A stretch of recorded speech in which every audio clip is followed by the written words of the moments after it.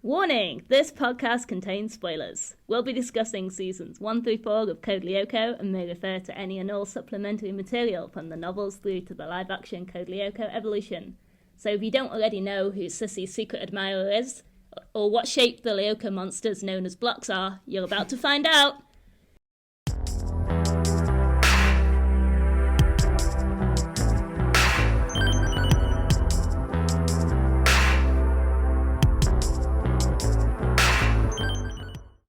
Here we are, going far to podcast all that we love. Hello everyone, and welcome to A Podcast Without Danger, where we will be returning to the past week by week to rewatch and review every episode of Code Lyoko, the 2003 animated series created by Thomas Roman and Tanya Pullenbow. Let's get ready to virtualize as we go through the heartwarming moments, near-death experiences, and incredibly silly jokes from this weird and wonderful show. I'm souljelly, and stepping into the scanners with me, as always, are my wonderful co-hosts, my fellow Lyoko warriors, Quitter 10 and Dianna with 2 N's. How's it going? It's going. Can't complain. Oh, it's that time of year. I feel so low energy right now. Yeah. Yeah, it gets dark at like 5:30 and it's like, I want to go to bed. Mm-hmm. Yeah, it does get a little depressing around December, yeah. It's tough. It's, yeah. Oh, and we have got such an exciting episode to look forward to this week, so that'll pick us up, right? Yeah. I was watching it last night and I was so bored. Like, no offense to the writers or anything fully, but it was just not anything to write home about. It's very filler, yeah. Yeah. Mm-hmm. Oh, well. It's essentially just, they had a whole episode. Why did they not do anything else with it? It's weird. Shall we get through the recap and see how much analysis we can get out of this one? Yeah, I think we should definitely start. For sure. Episode 5 of Season 1 is Big Bug, written by Alan Silipus and storyboarded by Louis Rui. I apologise for all the names I'm butchering here, which I will partly blame on my mild speech impediment and partly that I'm overwhelmingly British, to the point that whenever I try and practice speaking other languages, everyone just switches back to English. So this is Big Bug. And in this episode, Xana takes over, how do I even explain this? It's a train whole, system? Well, not even that. It's just like the whole traffic grid. Like the whole entire transportation network. Yeah, there we go. That's the word I was looking for. Network. Yeah. This episode begins with another panning shot of Carrick Academy. We focus in on Tamir in the middle of a conversation with Millie, which is put on pause when Ulrich approaches. "Oh, look at him," says Millie. "How could anyone be that handsome? His eyebrows, they're so perfectly triangular. His forehead is so huge. The true icon of Carrick." Don't be mean to Ulrich. He was my first, no, probably not first, but like second or third animated character crush. That's not so cute. First, but maybe second or third. Who was your first? Are we allowed to know? Sorry, this is such a thing. I'm trying to figure it out. I'll think on it, and when I get the answer, I'll get back to you. For sure. Yeah, no, canonically, he's very handsome. And Sissy decides to chime in. "Aren't you two a bit wet behind the ears to be looking at boys?" she says. Which is such a weird choice of insult, don't you think? It's like not a common insult at all. Wet behind the ears is so old. Yeah, it sounds like an older person wrote this and didn't really think like, this is what a 14-year-old girl would say. And I don't know, even so, she's just so ruthless right now in this part for no reason. It's like, what the hell happened to you today to make you such a bitch? She likes to bully Millie and Tamia, I guess. I think this is the first time we see them since episode 1 too. Yeah, and again with that antagonism. Yeah, and they actually have a little bit of like a role in this episode instead of just being purely in the background. For sure. I like the Millie and Tamir bits. It's kind of a nice... They have a little bit of an arc, They get a bit of a catharsis at the end. It's cute. But yeah, Sissy comes in trying to start shit as usual for no reason. There's some insults pulled back and forth with Nicholas and Herb laughing along.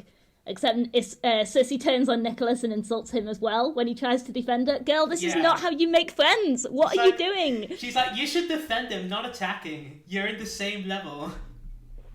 Yeah, I really don't get that. Like, there's no reason for her to be like that, especially because those are her literal two only friends. Like, they're the only people that we see her with at all for most of the series.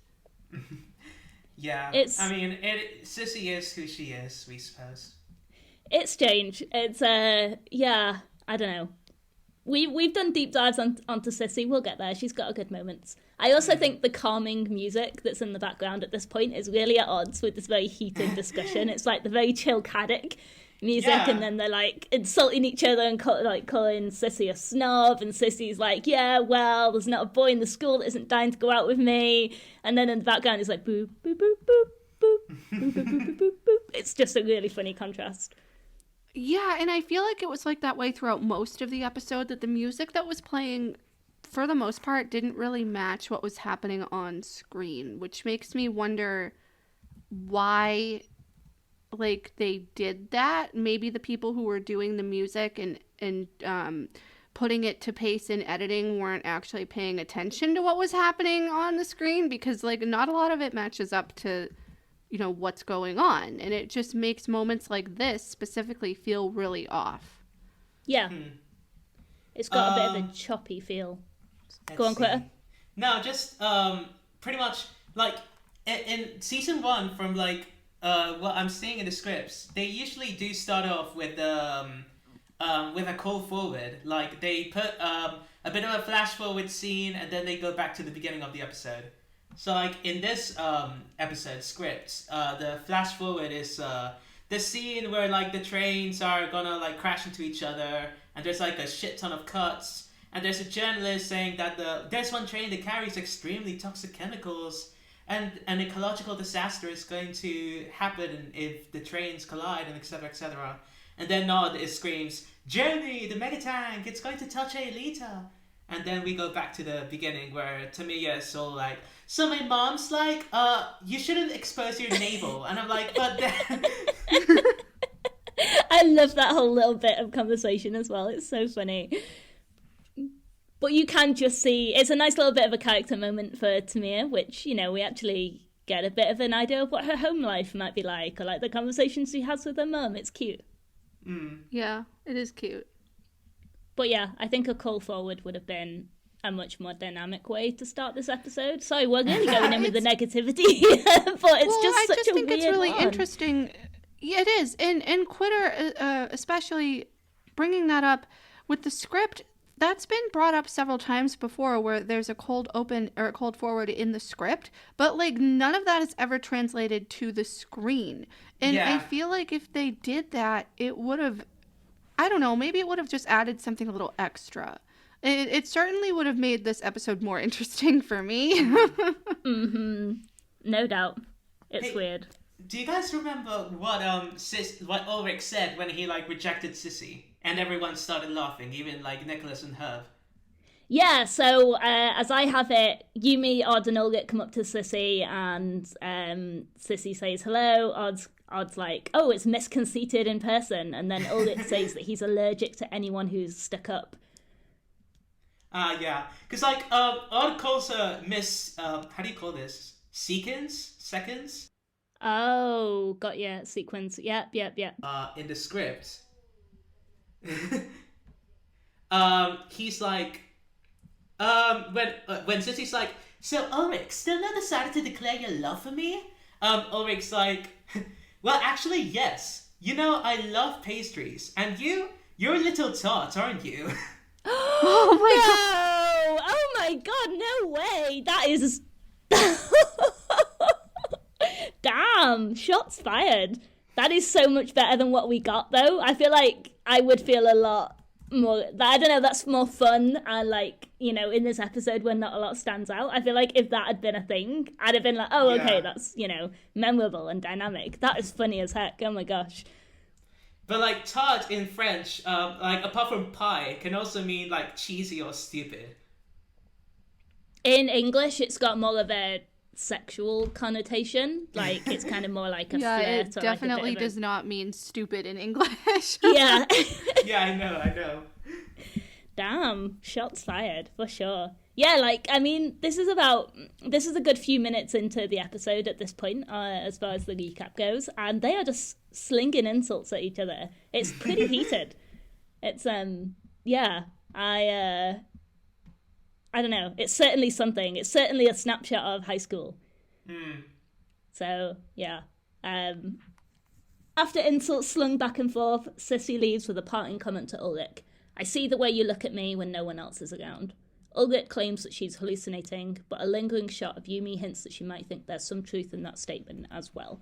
I did quite like this little aside, actually, this little zoom in on Yumi. Like, it's very subtle, but it's like, you know, oh, here's a moment for these two. Yeah. So yeah. We love character development. Mm-hmm. Odd and Ulrich head off to feed Kiwi, but Yumi promised she'd stop by and see Jeremy. Which, again, is so cute. Yeah, it is really nice. Mm-hmm. It's very domestic. Like, the beginning of this episode, it's very domestic. Like, between Odd and Ulrich just hanging out in this room and, like, watching Kiwi, and then Yumi and Jeremy just talking, really. It's very nice. About, like, normal stuff, too. Like, the boys are planning a prank, and Yumi's just a bit concerned about, like, Sissy's whole thing. It's very nice to see them, you know, relaxed. I just love how she confides in Jeremy about it, because there have been a couple of scenes like this throughout season 1, and we don't get it anymore afterwards, and it pisses me off because it really shows a lot of growth and character development and friendship between the two of them specifically. Like, they definitely do have a sibling bond, and just you know, her being like, do you think that Ulrich likes Sissy? And Jeremy's like, what? No, of course not. It's I love it. Like, they're there for each other for support. Yeah, it's very nice. For sure. And I think it also shows a bit of a really nice spot of emotional intelligence for Jeremy as well. Yes. Because, yeah, it's so easy to characterize him as just kind of the nerd who's not very self-aware, but it's like, actually, you know, he does see his friends and he knows what's going on and he can have these insights and, like, you know, he knows immediately to, like, be lighthearted about this and reassure Yumi. Even though teasing here does backfire on him a little later on, but, like, you know, he more or less has he kind of knows how to handle it, more or less, you know? Yeah. I agree, it's a great shame that these two lost a lot of this, like, rapport later on, but this scene is very cute. Yeah, it is. We should talk about it. Yeah, for sure. So... yeah, so they have a chat, you know, Jeremy's working on a new program, which is a catastrophe alarm system, which will, quote, rate non-natural disasters on a scale of 1 to 10. He'll then get it onto every website or, quote unquote, information network. Ah, yes, I love logging onto my personal favourite information network, tumblr.com. Such a weird bit of dialogue from him. Again, like, who wrote this script, you know, between the Sissy's insult and information network? The English translation, it's definitely a bit off this episode, the English translation at least. Oh, really? Yeah, I mean, it doesn't really, like, stick to you the same way the other episodes have, isn't it? And from what I'm reading in the scripts, like, it looks pretty solid to me. Like, in this scene, when, like, Jeremy, like, realizes, oh, you're jealous, aren't you? Yumi's like, I'm jealous of that oh my god, she literally says, I'm jealous of that supermarket starlet? Oh my god, no way. The dialogue is wild. That's so great. Oh. Supermarket starlet, that is very original. I love that. We should definitely do kind of a rating of the best insults in the show at some point, like compile them all and do... Oh, that's a good idea.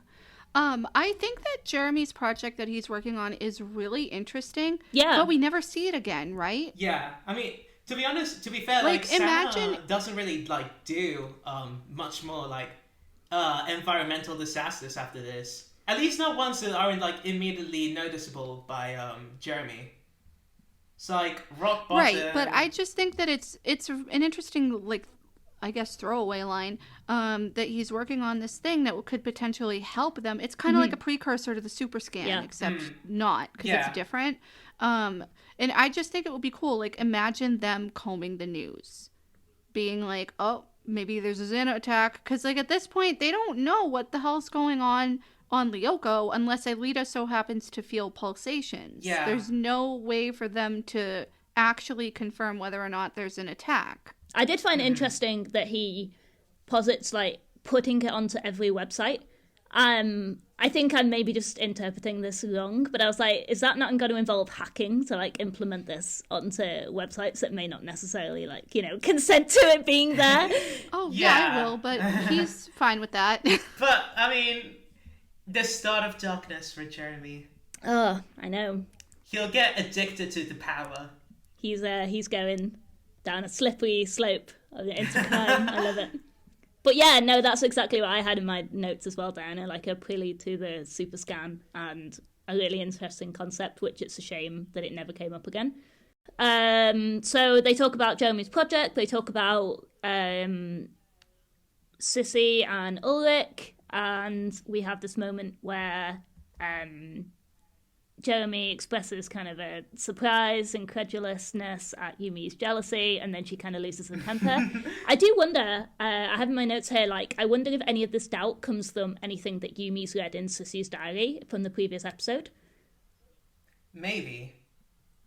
Ooh, that's a good theory. I mean, obviously, we're seeing a very, very biased account of Sissy's diary where, you know, she probably, like, tells a lot of lies to herself in there, like, oh, Ulrich looked at me today across the room and he's clearly in love with me or whatever. But, like, you know, if you sat and read that cover to cover, yeah, like, I can definitely see why the doubt might have come in. And I think it's interesting that this episode comes immediately following that episode. I think there is a bit of a basis there for, like, a continuity nod with regard to that.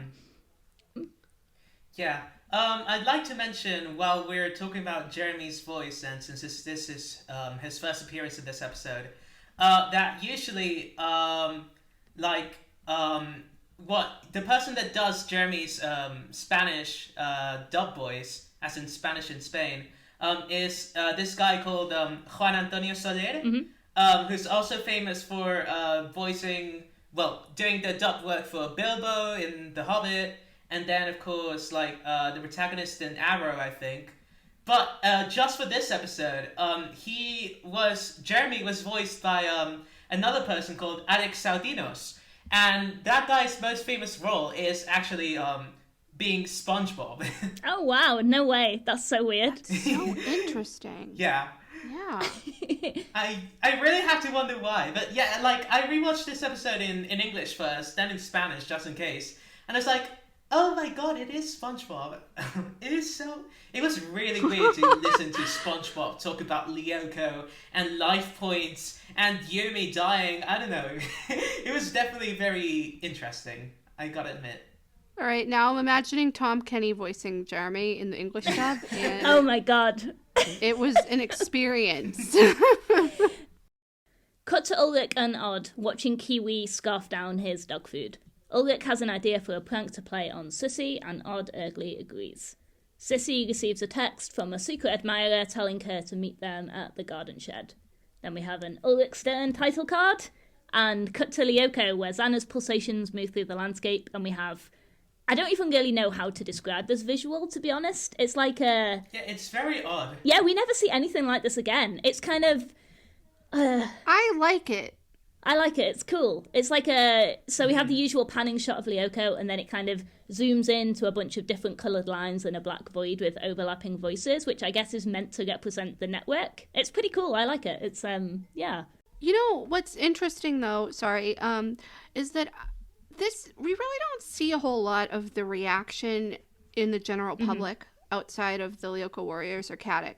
I feel like this is one of the rare times where we, like, have an actual scene other than maybe Common Interest in a few other episodes where we're seeing people with no connection to anything just reacting to, like, the havoc that Xana is causing. because this is when he's infiltrated the transportation network, and all of the employees there are like, what the hell's going on? And I think that it definitely added something, because it contributed to world building in a way. Like, we're seeing this different location, these people that are no names, and we're just seeing like their raw reaction to what is going on, and they, have no idea. And then it, focuses obviously on the train crash and the damage that that's going to cause if it happens. And I don't know, I just wish that we could see more of that throughout the series, like, a shot to like some rando in the city that's like directly affected by a Xana attack. I completely agree. And I do think what could have vastly improved this episode is if they'd really leaned into that side of things. I think there's a bit of a cognitive dissonance between, like, we've got this whole, like, world ending, or, like, at least, like, region ending catastrophe, and then it's like, oh, the heart of the episode is these high schoolers playing tricks on each other, and it's like, I don't know, it could have been a whole, like, it could have been a really interesting opportunity to explore the world, or even for these kids to be like, oh, maybe we should put aside our differences for a second because this is bigger than us. And yeah, the whole episode kind of takes an interesting idea and just doesn't really do much with it. Yeah, I agree. There's definitely a big disconnect. And Yumi kind of even says that as much when, later on in the episode when she's trying to reach them and they don't answer, Odd and Ulrich. And she gets really pissed, understandably so, because they've, shut off their phones and they're like dead to the world. And she's like, what the fuck? Like, there's a Xana attack. You guys need to get your asses to the factory. Mm-hmm. Yeah. And they're just not taking it seriously. Yeah. It's a weird one, and they're like at least 5 attacks into this by now. They should know better. It's strange. Mm-hmm. Yeah. The setup for this is that 2 freight trains are on a collision course and unable to be stopped because they are computerized and there's no like drivers to manually stop the trains. And as the exposition voiceover from the journalists inform us, one train is carrying a load of highly toxic chemicals. So that's our Xana attack for this week, and Jeremy completes his program just in time to kind of find out that this is happening and kind of see it on the screen. We also get names for the reporters, which I thought was pretty cool, like very minor characters. We've got Ellen, and then did I hear correctly that this dude is called John Swamp? Yeah, that's what it says in the script Yes. too, John Swamp. I love that. That's the first time I've noticed that in all my times of watching the show. But yeah, it's a little weirdly paced, as in, like, I really like the scenes with the adults in the network office, or whatever it's called, the headquarters, kind of discovering this is happening, as Diana said. And then we just get, like, a load of choppy exposition from the journalists who basically kind of tell us in a couple of gun-on sentences what's happening. It's a bit of a weird one. I also love the, like, is there any way of presenting this catastrophe? Not at all. Yeah, like, that's not what you say in the news. Like, you're gonna spark a mass panic with that, idiot. Right? Exactly. And also, I think they said, we're considering evacuating the city. Like, why are you considering that? This is literally less than 30 minutes to, like, imminent disaster. It's so strange. Yeah, and I find it interesting. I mean, this isn't that deep, but I find it interesting that, like, we're only seeing the news reporters here. There's nobody from, like, the police or anything, like, on this newscast, or, like, the mayor or whatever being like, y'all need to leave. Like, it's just simply being relayed by the newscasters, and that's it. It's like, where are the actual authority figures? I mean, I understand, again, it's not that deep. Like, it's just, padding for time, probably. And it's good. I like it that they cut back and forth to these news segments, and that Jeremy and Yumi and, whoever else is in the lab with them are actively watching them to keep tabs on what is going on. Because, like, that's really their only way of knowing what's happening. But I just think it's really interesting that, like, the only people who are relaying this information to the public is just those 2 news people, and that's it. And there's probably more newscasters, like, covering the same thing.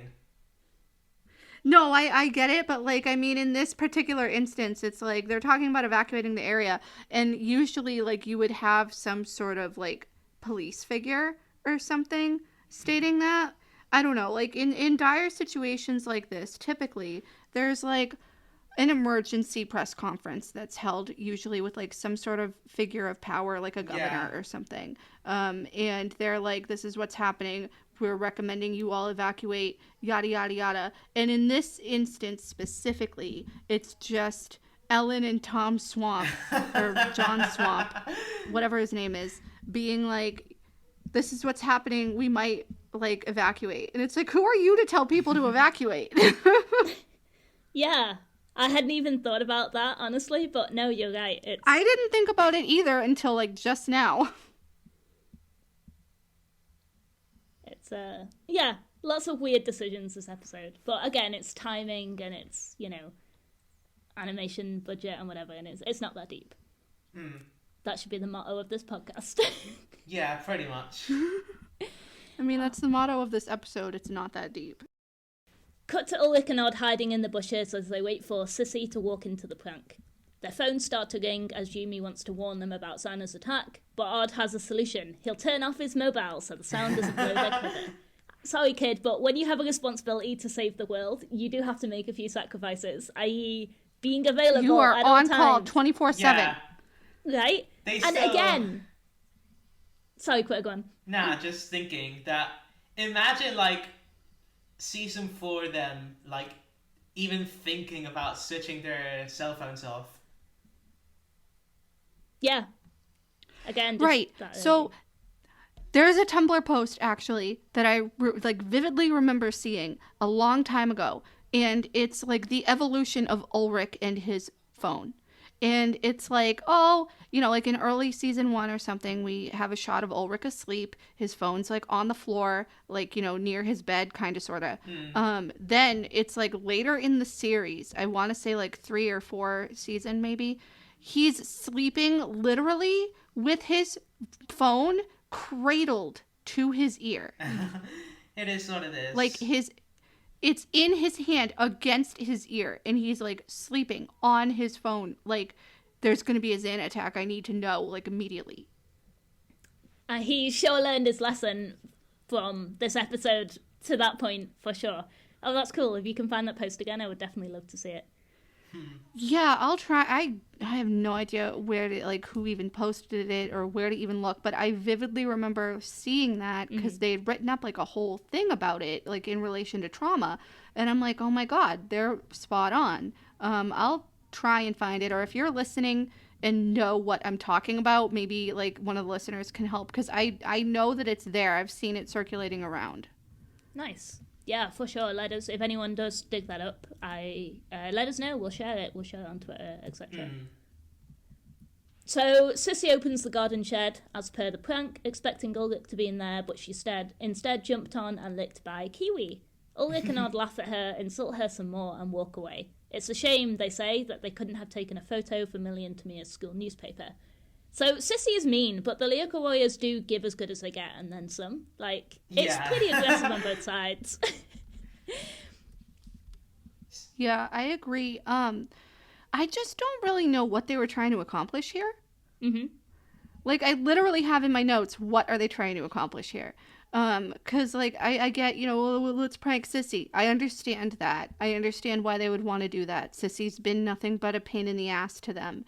But what is the point of, like, them opening the shed and having Kiwi jump on her and lick her? He's also not a big dog, nor is he heavy. So just seeing her, like, fall back, like, onto the ground, like, when she was jumped by this, like, maybe, like, 10-pound, like, 5-10-pound dog, is, funny, haha. But at the same point in time, it's like, what? Like, I don't get the point of the prank. To humiliate her, I guess? It just seems like stupid, I guess. But, like, they're the only people who see it. Well, isn't that's bad enough, though, right? Like, the boy she has a crush on and his, like, annoying friend who she doesn't like. Like, to see her get an arse made out of herself, I guess. Yeah. I don't think there was anything... Yeah, no, I guess you're right. All right. Yeah. I don't know. So, maybe I'm just reading too much into it. The script says, Sissy walks confidently straight towards the garden shed. When she reaches it, she stands in front of the door, adjusts her clothes a little, and composes a charming smile. Sissy to herself, between us, my Ulrich. Sissy opens the door. Kiwi, very happy to finally be freed, has just jumped on her. Surprised and unbalanced, Sissy takes 2 steps back before sprawling on her back. Kiwi, delighted, and gets on top of her and happily licks her face. Sissy then pushes him away in disgust. Nice. Yeah, I think it's just humiliation, you know? Yeah, She's very vain, she's got a gross dog, her, like, you know, in her perspective, like, licking her face after she's just done her makeup or whatever. The boy she's got a crush on has, like, embarrassed her, like, she's coming really confident, like, oh, this totally proves my point that Ulrich likes me, and it's just been completely subverted. Just humiliation, eh? Yeah, pretty much. Yeah, that's a good like, point. They just, in the script, they then go, like, Odd and Ulrich, like, in their banter, they're like, Odd's like, oh, wow, you really are a seductress. And Ulrich's like, even Kiwi fell under her spell. And then Nice. Sissy's like, you're going to pay for this. And then Odd's like, why don't you send us a check then? The banter in this is actually great, though. That is funny. But yeah, Sissy's plotting revenge, noting that there's a school rule about dogs not being allowed on campus. Which leads me to my question this episode, is like, how has Kiwi escaped detection for so long? Like, I guess my take is that the whole student body's in on this, and everyone just likes Kiwi, and they don't want to tell, or they don't want to be like, you know, that person who snitches or whatever. Yes. That is pretty much what I think, was going to say too. the same thing. Yeah, agreed. Yeah. Everybody's happy to have a dog, Yeah. you know?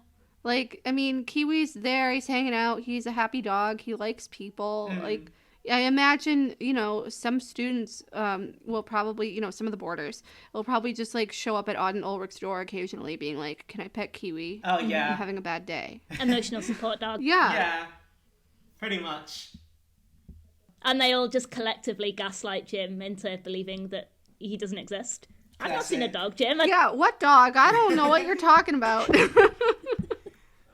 But, like, I find it funny that, like, the last thing Sissy says in this scene in the English translation is, rules are made to be enforced. But in the French script, she says, I think for once I'm going to enforce the rules. And it really is different. I mean, because Sissy isn't a rule follower, come on. No, she breaks the rules, like, constantly. She is, like, definitely someone who thinks she is above everything. The script is definitely much better in terms of everything we've discussed so far, I think. That is really interesting. Yeah, that line did jump out to me when I was watching this as being kind of weird. So, yeah. Yeah, me too. That's why I agree, watched it. I mean, that's why I looked it up on the script. Right, and especially like you guys both said, she herself breaks the rules all the time. So her saying that line, it was just really hypocritical. It didn't really make much sense. I mean, she was just doing it because she wanted to get back at Odd and Ulrich. Yeah. Sewer montage as Jeremy heads to the factory, connecting with Aelita on Lyoko, who's been working on Jeremy's materialization. I thought that was a cute detail, that she's been working on the program without him. I love it. So cute. They're so adorable. I love them so much. Oh, we're 5 episodes in, and I can see more and more like why people are crazy about this ship. Like, they're just so cute. Anyway, Yumi's searching for Odd and Ulrich, who still have their mobile switched off. Sissy shuts Kiwi in Odd's bedroom drawer, which is the greatest crime this episode. That poor doggo. Yeah, it's so mean. Yeah, he could die like that. Does she not realize? Right? Like, seriously. Like, she'd, like, you know, got called away and, like, or forgotten about it or something. Like, yeah, I don't even want to think about that. That's really distressing. When Yumi finally finds the boys, she's not happy about the fact that she's had to look for them, and they finally understand the seriousness of Xana's attack. Jim and Sissy appear, with Jim holding Kiwi. Odd is hauled off, quite literally, to the principal's office, with Ulrich seething at Sissy. Now's not the time to worry about that, though, because there are too many lives at stake. I think the other thing about this episode that does bother me a little is, like, there's this huge kind of, you know, catastrophe happening, and no one seems to acknowledge it outside of the Lyoko warriors. Like, yeah. You know, I mean, I guess even they if we haven't just seen had- the news yet. Cause, like, I guess, remember, but like social media wasn't really a big thing with flip phones. yeah, but also it's like 2003. your kid, I don't know, if your kid was at a school, like, your parent would surely, like, call them on the phone and be like, hey, like, I hope you're okay, what about this? If we just had one thing in the background acknowledging that people knew that this was I happening, do I would agree. be... Like, I do wish that, like, people looked at least a bit panicked, and we could Yeah. see, like, the principal or whatever, at least trying to establish order. But Right. oh well. That is it. Sorry. But I'm wondering how close is the train collision to them? To Caddick, I wouldn't say it's very close. I mean, it probably... Because it looked like... I mean, I don't know, because it looked like it was just, like, kind of in the middle of nowhere. Yeah, countryside kind of vibes. Yeah. Yeah, which, like, most often than not, train tracks are in the countryside, in the middle of nowhere. I mean, obviously, I think that the control center, like, for all the transportation network, that is probably, like, near Caddick, because Caddick is in the city. Yeah. And so is this place, usually. So, but, like, I'm genuinely wondering, because they're talking about, like, evacuating the region or something, or, like, that it could cause, like, a catastrophe in the region. And it's like, okay, well, you're right. Why is nobody at Caddick doing anything? Like, do they just not know, or are they not even near it? And if they're not even near it, then what's the point of the Xana attack? Right? Exactly. Yeah, I mean, it really has no point. Like, one thing's a nuclear explosion that would probably devastate, like, the factory. But I can't see this environmental disaster, like, affecting, like, the factory directly. Maybe eventually it gets so bad around it that you couldn't be able to access it. But, like, I can't see any of the Lyoko warriors, like, being affected or dying in the first, like, 2 to 3 hours at least, which would be more than enough time to deactivate the tower, even after the trains crashed. Yeah, I would chalk Well, and this not one... only that, but they're so far underground, too, in, like, this, like, you know, fortress of a lab that Franz Hopper built. I don't even think they'd be affected at all. Because, like, they're sealed in. So at the very least, like, the 4 of them would be fine, because they're all either in the lab or on Lyoko. But, I mean, obviously, you know, they do a return to the past. I don't know.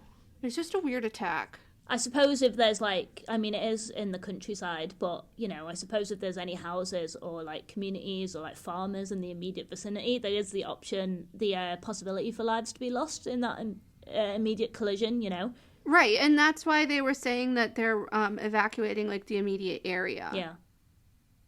Because, like, you know, people probably do live there. You're right. It's the countryside, but people live there. I'm just trying to connect how this would affect the Lyoko warriors and, like, the general area of Caddick.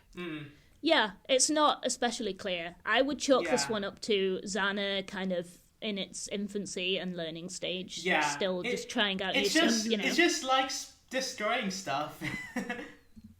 Yeah, I think that's exactly This is just a fun day for him. We'll have a little day out, you know, playing with my trains, causing some havoc. Xana like, choo choo. Oh my god. Oh. It's weird and it's not that deep. Yeah. There we go. It's not that It's deep. not that deep. You know, why did I, speaking of, like, while we're here, why is it called Big Bug? Like the episode. Well, because he caused a big bug in the transportation network. Well, yeah, I don't know. But, like, why Big Bug? There's better titles out there, surely. There's no bugs.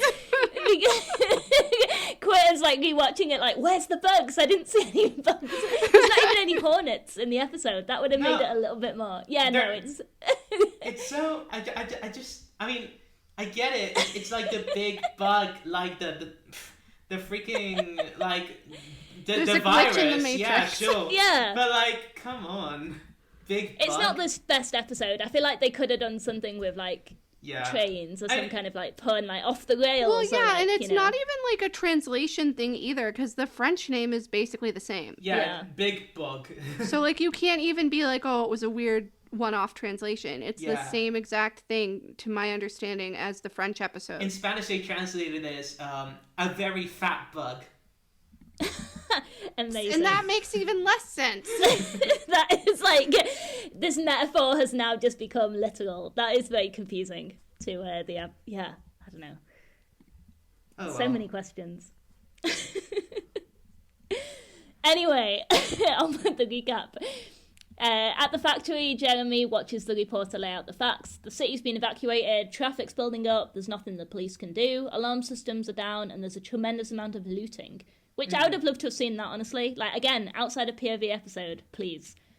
Elise has finally picked up... Right, and I have this in my notes. Sorry, like, why are we only seeing the trains? Okay. Like, it's just the same footage of the damn trains on the stupid tracks, on the collision course. Where is the rest of the carnage? Give me chaos. Don't you love trains, Diana? No! Diana is anti-train, clearly.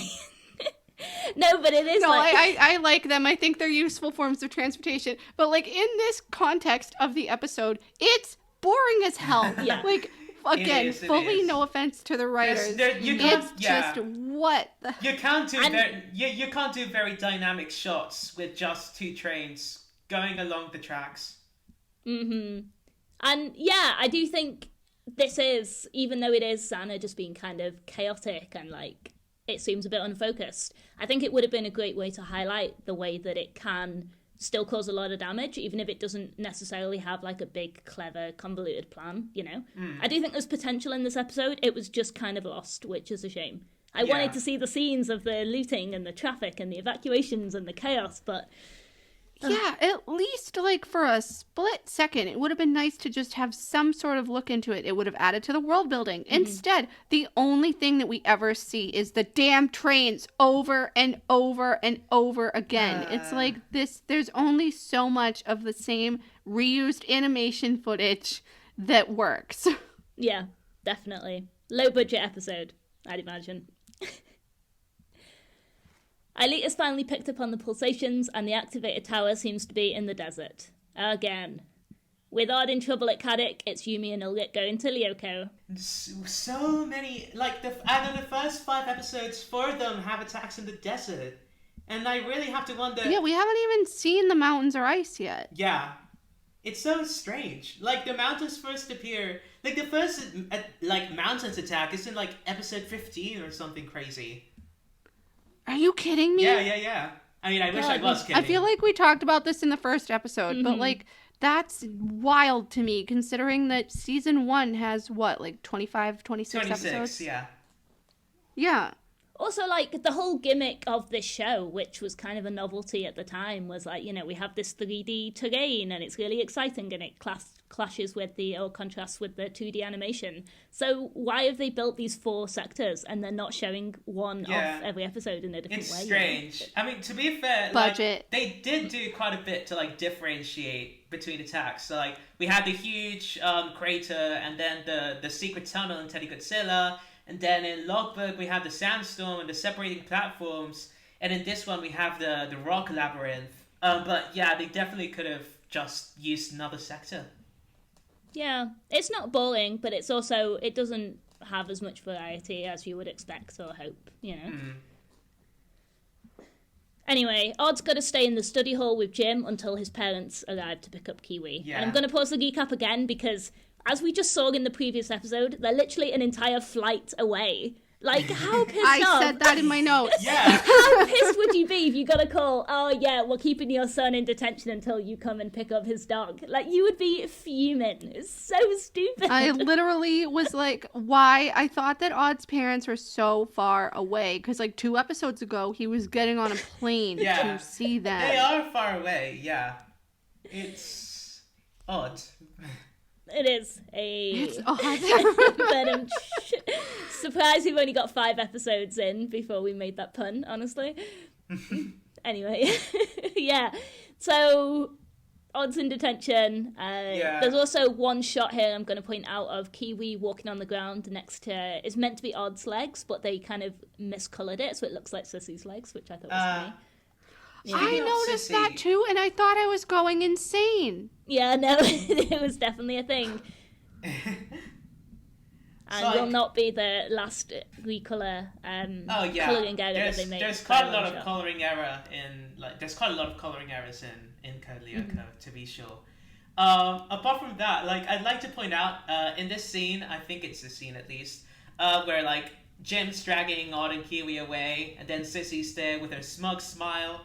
In the script, like Ulrich says, "T'es qu'une sale peste," which Google Translate says that it means "you are a filthy plague," which seems a bit much. Other translations, from what I'm seeing, include "miserable brats," which is all a bit dramatic.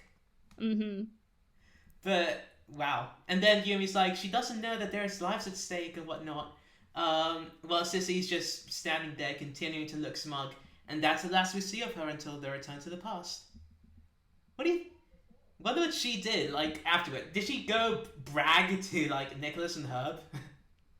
I can imagine if this had been something that hadn't been returned to the past and Kiwi had been, like, you know, kicked out of Caddick, this would have made her way more enemies. Going by the headcanon that everyone's using Kiwi as an emotional support animal, it'd be like, yeah, that wasn't cool. No, yeah. Okay. Yeah, everyone would have hated her. Wouldn't have made her any friends, of course. Exactly. So, yeah, we've got Odd stuck on Earth, then we have a scanner montage for Ulrich and Yumi, who meet Aelita in the desert sector. Back at Caddick, Odd gets an SOS Xana attack from Jeremy, which was a bit weird because he acts surprised about it, but then it's like, he already knows about the Xana attack. Yeah. He like, gets attacked, he's like, oh, SOS Xana, that's a thing. Oh, yes, that is exactly the thing that you already know about, Odd.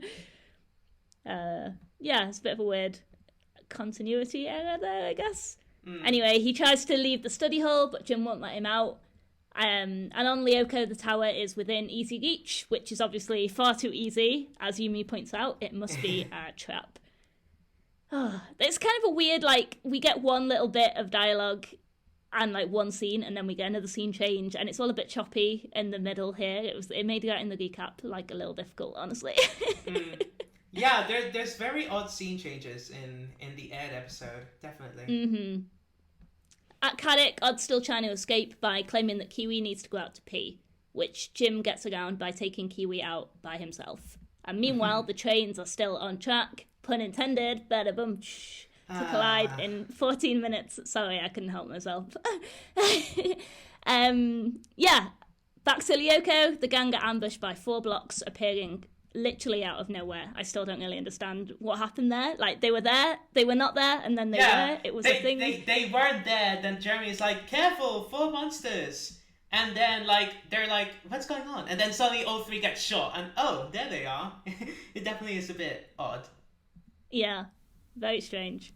And we don't even see the battle. Like, we see a laser fired, and then Jeremy's like, you know, you're losing too many life points, and kind of hints that they've been fighting for a while, even though we've literally...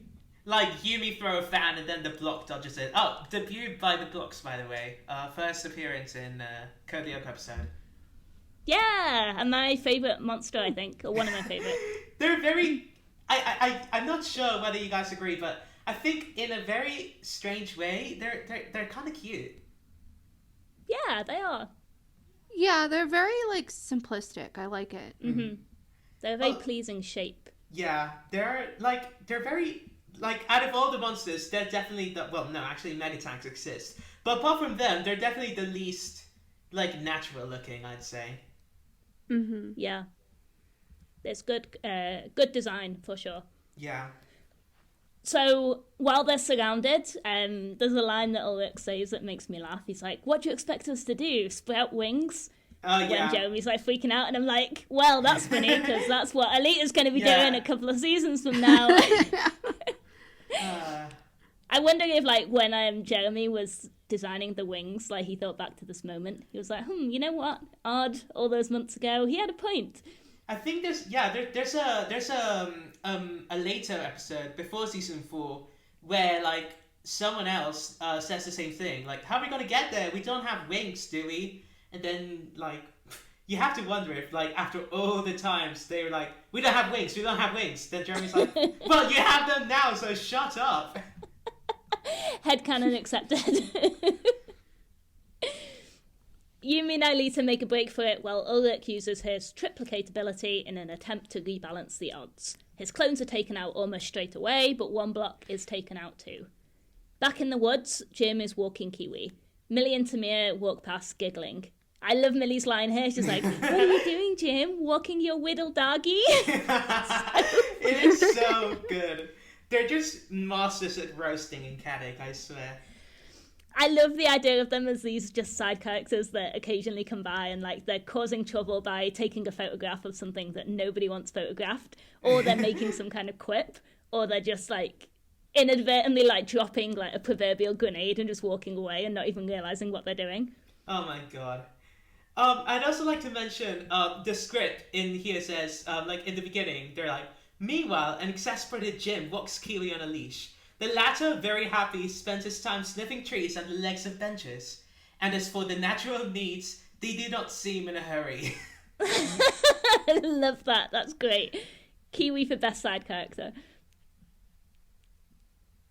And to no one's surprise, Jim returns to the study hall to find the window open and Odd missing. And to make matters worse, Kiwi chooses right then to pee on the floor.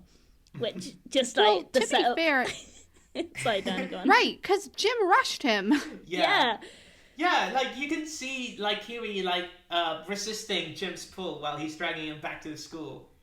And then in the script, when like Kiwi's like beginning to pee and Jim's like, oh no! Then it says, the dog looks up at Jim and looks at him with affection, wagging his tail. No. That's funny. I do feel like Kiwi does like Jim. I mean, we also had a Holiday in the Fog where he like is licking his face when he like kind of goes in to wake him up and stuff. It's like I bet he, don't know, just has a kind of random affection for this really big tall guy who just does it around Caddick all the time. I can see it. Sewer montage as Odd heads to the factory. It's 8 minutes to impact and Ulrich has 10 life points left, so things aren't looking good. Ulrich takes out 2 more of the blocks, and then the final one freezes him solid, which leaves Ulrich devirtualized and Yumi and Alita to face the final block on their own. I love that the blocks can freeze people too. Oh, it's like such a random extra power that we only kind of see a love their couple of attacks. Yeah, I mean, I really love like the variety they've got. You know, it's a very cool concept, like a roulette thing. So like obviously the one is like the main weak point. Then you've got the other one that shoots lasers, the other one that like reduces like freezing beams, and then we've got the one that uses rings of fire, which by the way are mentioned in the script but don't show up in this episode. I don't think the rings of fire show up until Mr. Puck, and that's like episode 31. So. Oh wow! Like way far away. That is yeah. No, I like blocks. They're neat. They've got a lot going for them. Yeah, they're really great. Also in the script. Yeah, No, go ahead. Yeah, real quick. So you know how like Ulrich takes out 3 blocks and then the last one like takes him out. In this script, Ulrich only takes out 2, and then there's 2 left chasing after Yumi and Alita. Oh. And It's weird how they changed that. Yeah, he isn't devisualized with the ice beam either. He's just devisualized by standard laser. Oh, cool. Well, that's interesting. Yeah. I would love to, at some point, try and like find someone who worked on the show and kind of pick their brains about why those changes happen. I think it's really interesting. Yeah, and it does change the following fight with Yumi and the blocks a bit, which I'll mention when we get to that. Right. Dianna, did you have an addition there? No, I was just going to say I completely forgot that they had rings of fire. Yeah. They don't really use them very often. Like, I knew about the ice because, like, I vividly remember that happening quite a few times. But I completely forgot that they had, like, fire. That's such a weird combination. I can only remember them using the rings of fire in 3 episodes. Maybe they used them in more, but I can't remember. We should definitely put out that poll for best monster too.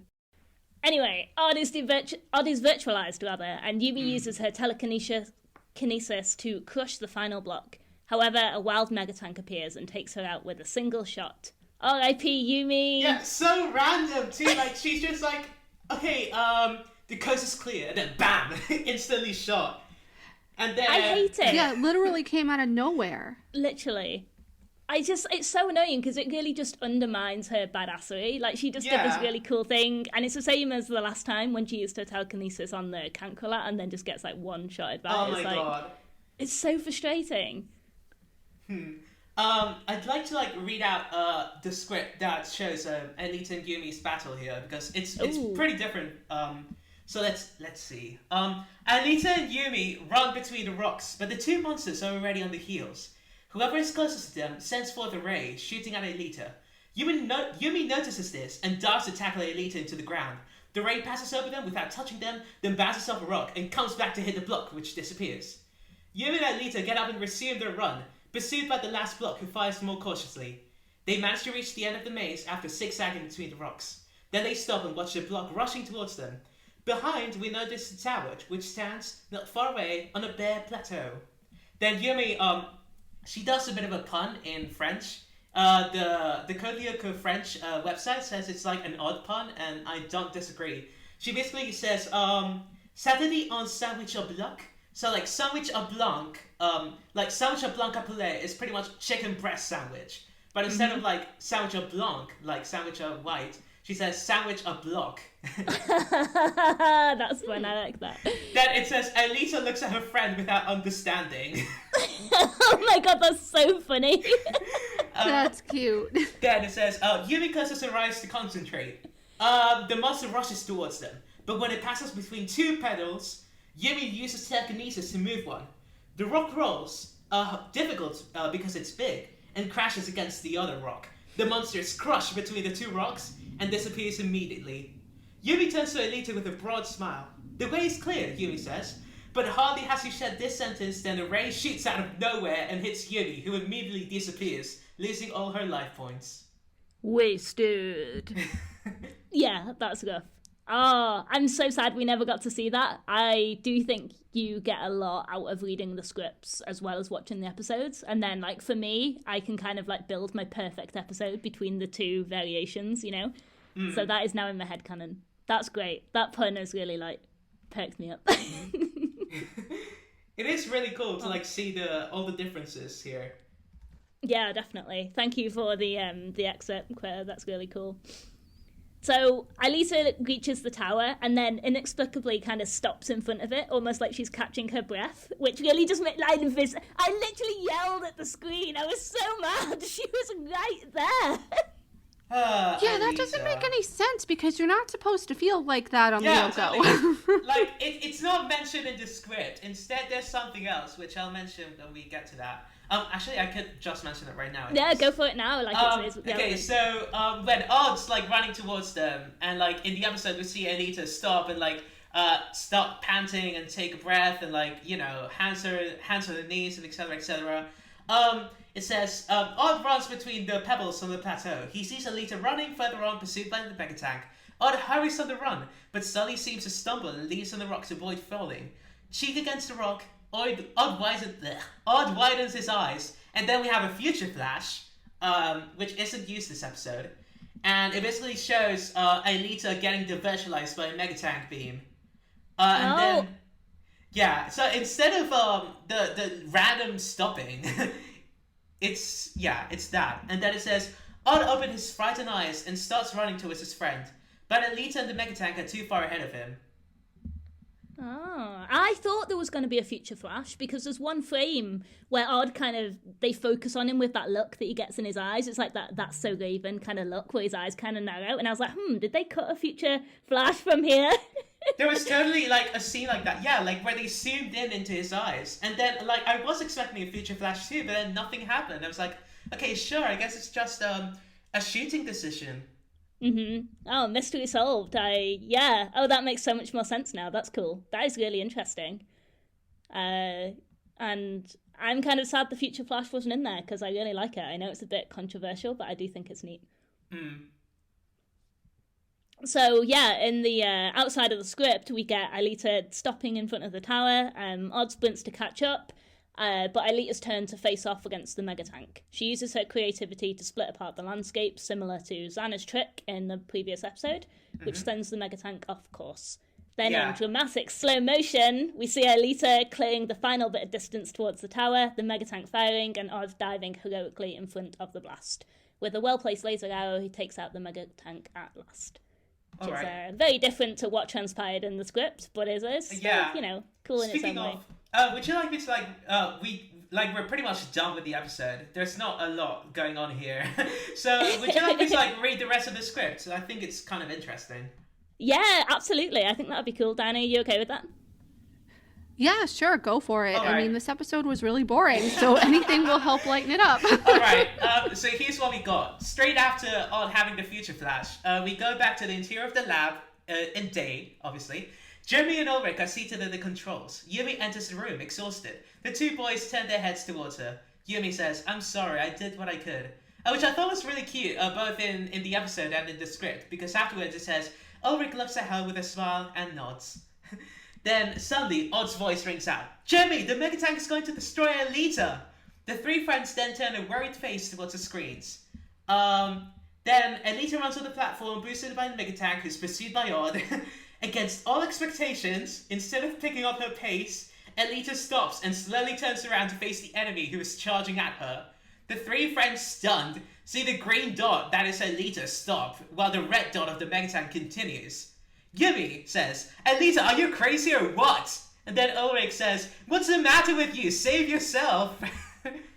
And then Jeremy just closes his eyes and says, This can't be happening." Then,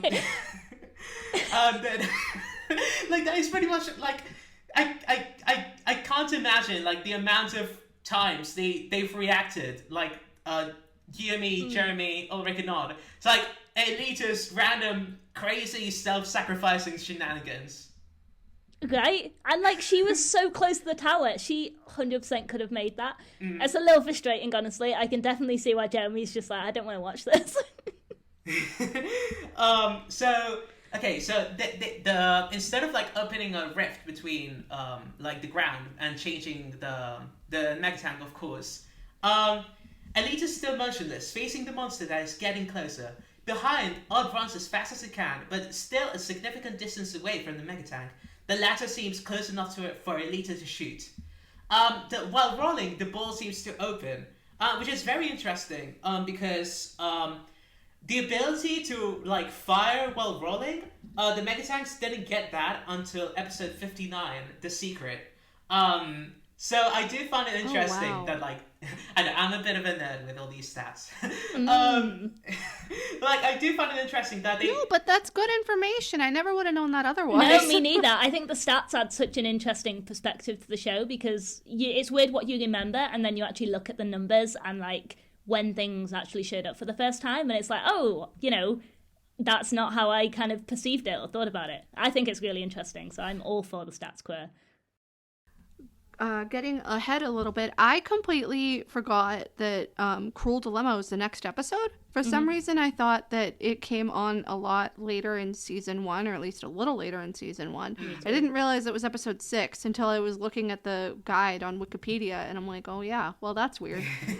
So it's just, like, you know, looking at things online and the scripts and the stats, it really, like, puts things into perspective in terms of, like, how you remember the show, like you said, Soul, and how you remember certain things happening. And with the scripts, I just find it so odd that it sounds like a lot of things didn't end up making it to the show, like, at all. Whether or not they were cut for time or what the deal was, or maybe there were some things that were, like, partially animated that they just didn't finish. It just, like, listening to Quitter read out the scripts and comparing it to the episode, especially with this one, it sounds like that if they had added those additional things in from the script, it would have made the episode a lot, like, fuller, I guess. Like, I feel like they could have swapped out some of the recurring images of the freaking train and, like, you know, put in the different battle on Lyoko, or, you know, whatever else was different from the script that would have livened up this episode a bit more. I don't know.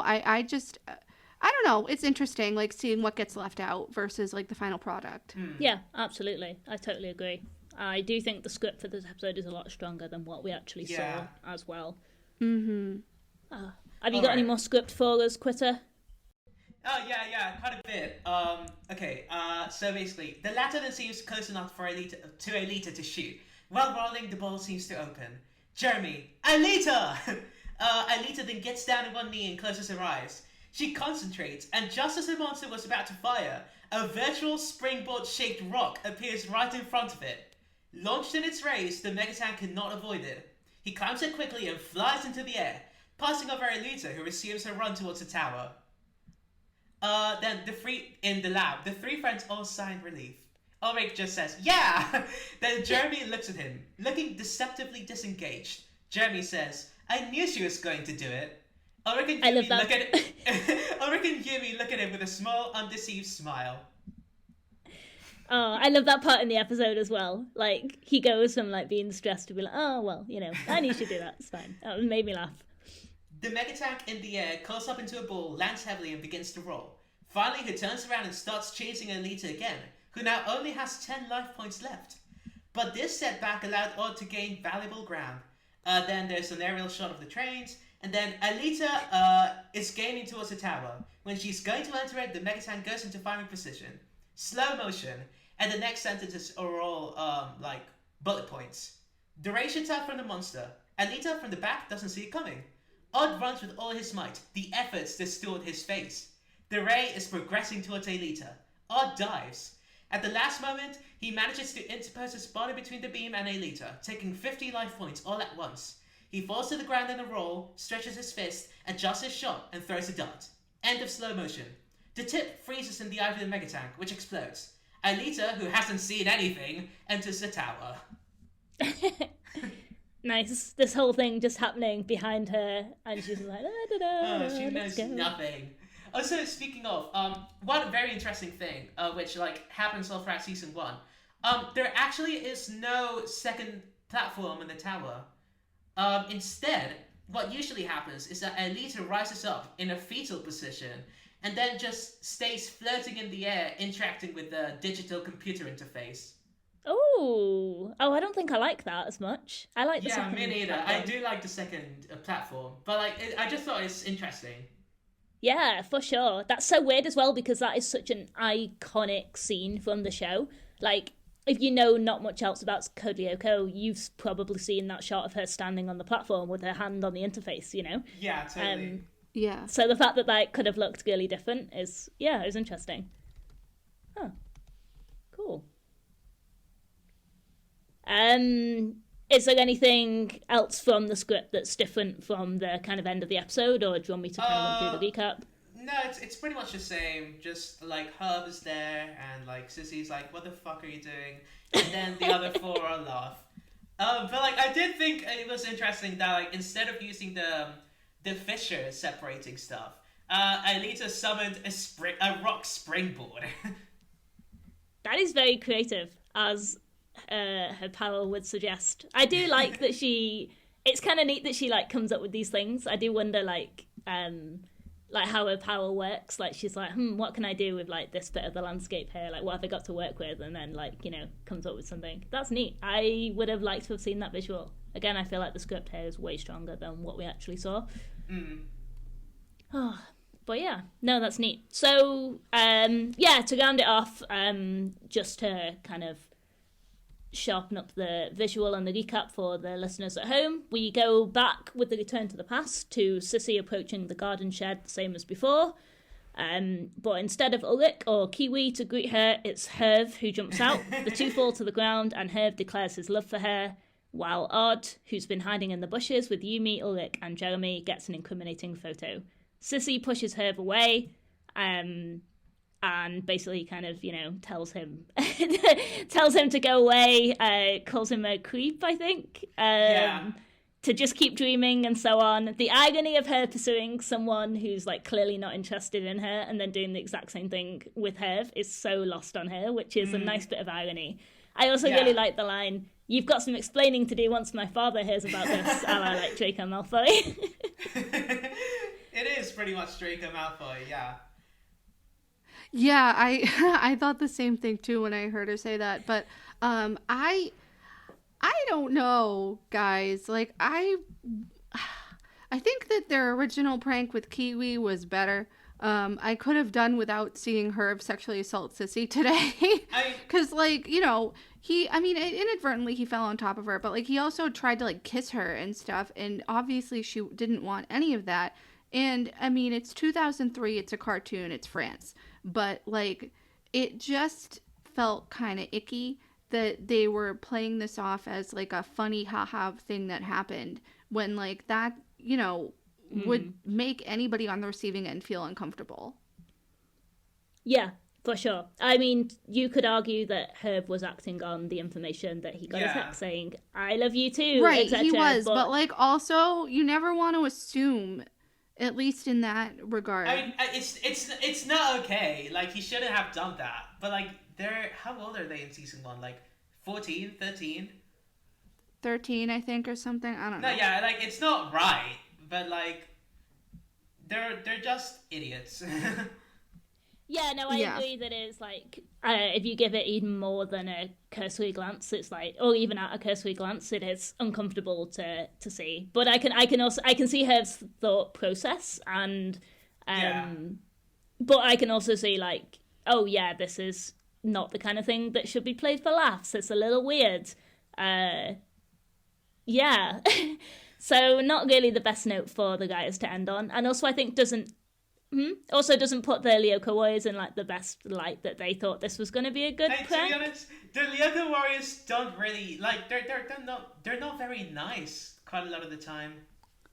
Yeah, for sure. No. I mean, that is the thing, and I do think this is such an interesting contrast within the show overall as like an overarching theme that like they are so heroic and kind and selfless and brave. But then they are also so petty and jealous and mean and immature, and those two things can exist in tandem. And it's really strange to kind of see both sides of the coin, like placed like side by side with each other so directly. You know, it's really interesting to see. It's like the way that they kind of have this almost double standard of how deeply they care about one another, and then I guess maybe you could see it as they have so much responsibility and so much weight on their shoulders that they double down on being immature and childish because, you know, that's the time that they get to do it. The rest of the time they're struggling with this massive burden or whatever. But yeah, it's an interesting character note for the group, I think. I'd like to point out one thing, by the way. So the script for like this whole Sissy and Herb thing, there really isn't any mention of kissing. So basically, what goes on, let's see. After Sissy's like, between us, my Ulrich, as she opens the door and then her smiling face breaks into a grimace. And then Sissy says, Herb? Indeed, it is Herb who's in the hut and who runs towards us, stretching out his arms. Carried away by the momentum of Herb, the two young people fall to the ground, entwined. Further, our four friends, dying in Lothar, pretty much, are hidden behind a thicket. Art sits up for immortalizing Herb, hugging Sissy, then hides again. There really isn't any mention of, like, trying to kiss, at least in the script. Again, the script is superior. Let's see, what else? Also, like, in the ending, instead of, like, them saying, like, blah, blah, the beginning and the end of a wonderful romance, the four friends smiling, straighten up, and watch Herb and Sissy walk away. Yumi then puts on an air of fake boredom. Oh, what a pity, barely together and they're already arguing. The four friends then laugh again. Yumi turns his head towards Ulrich. Her laugh fades to give way to a tender smile. Yumi and Ulrich look at each other, troubled. And that's the end.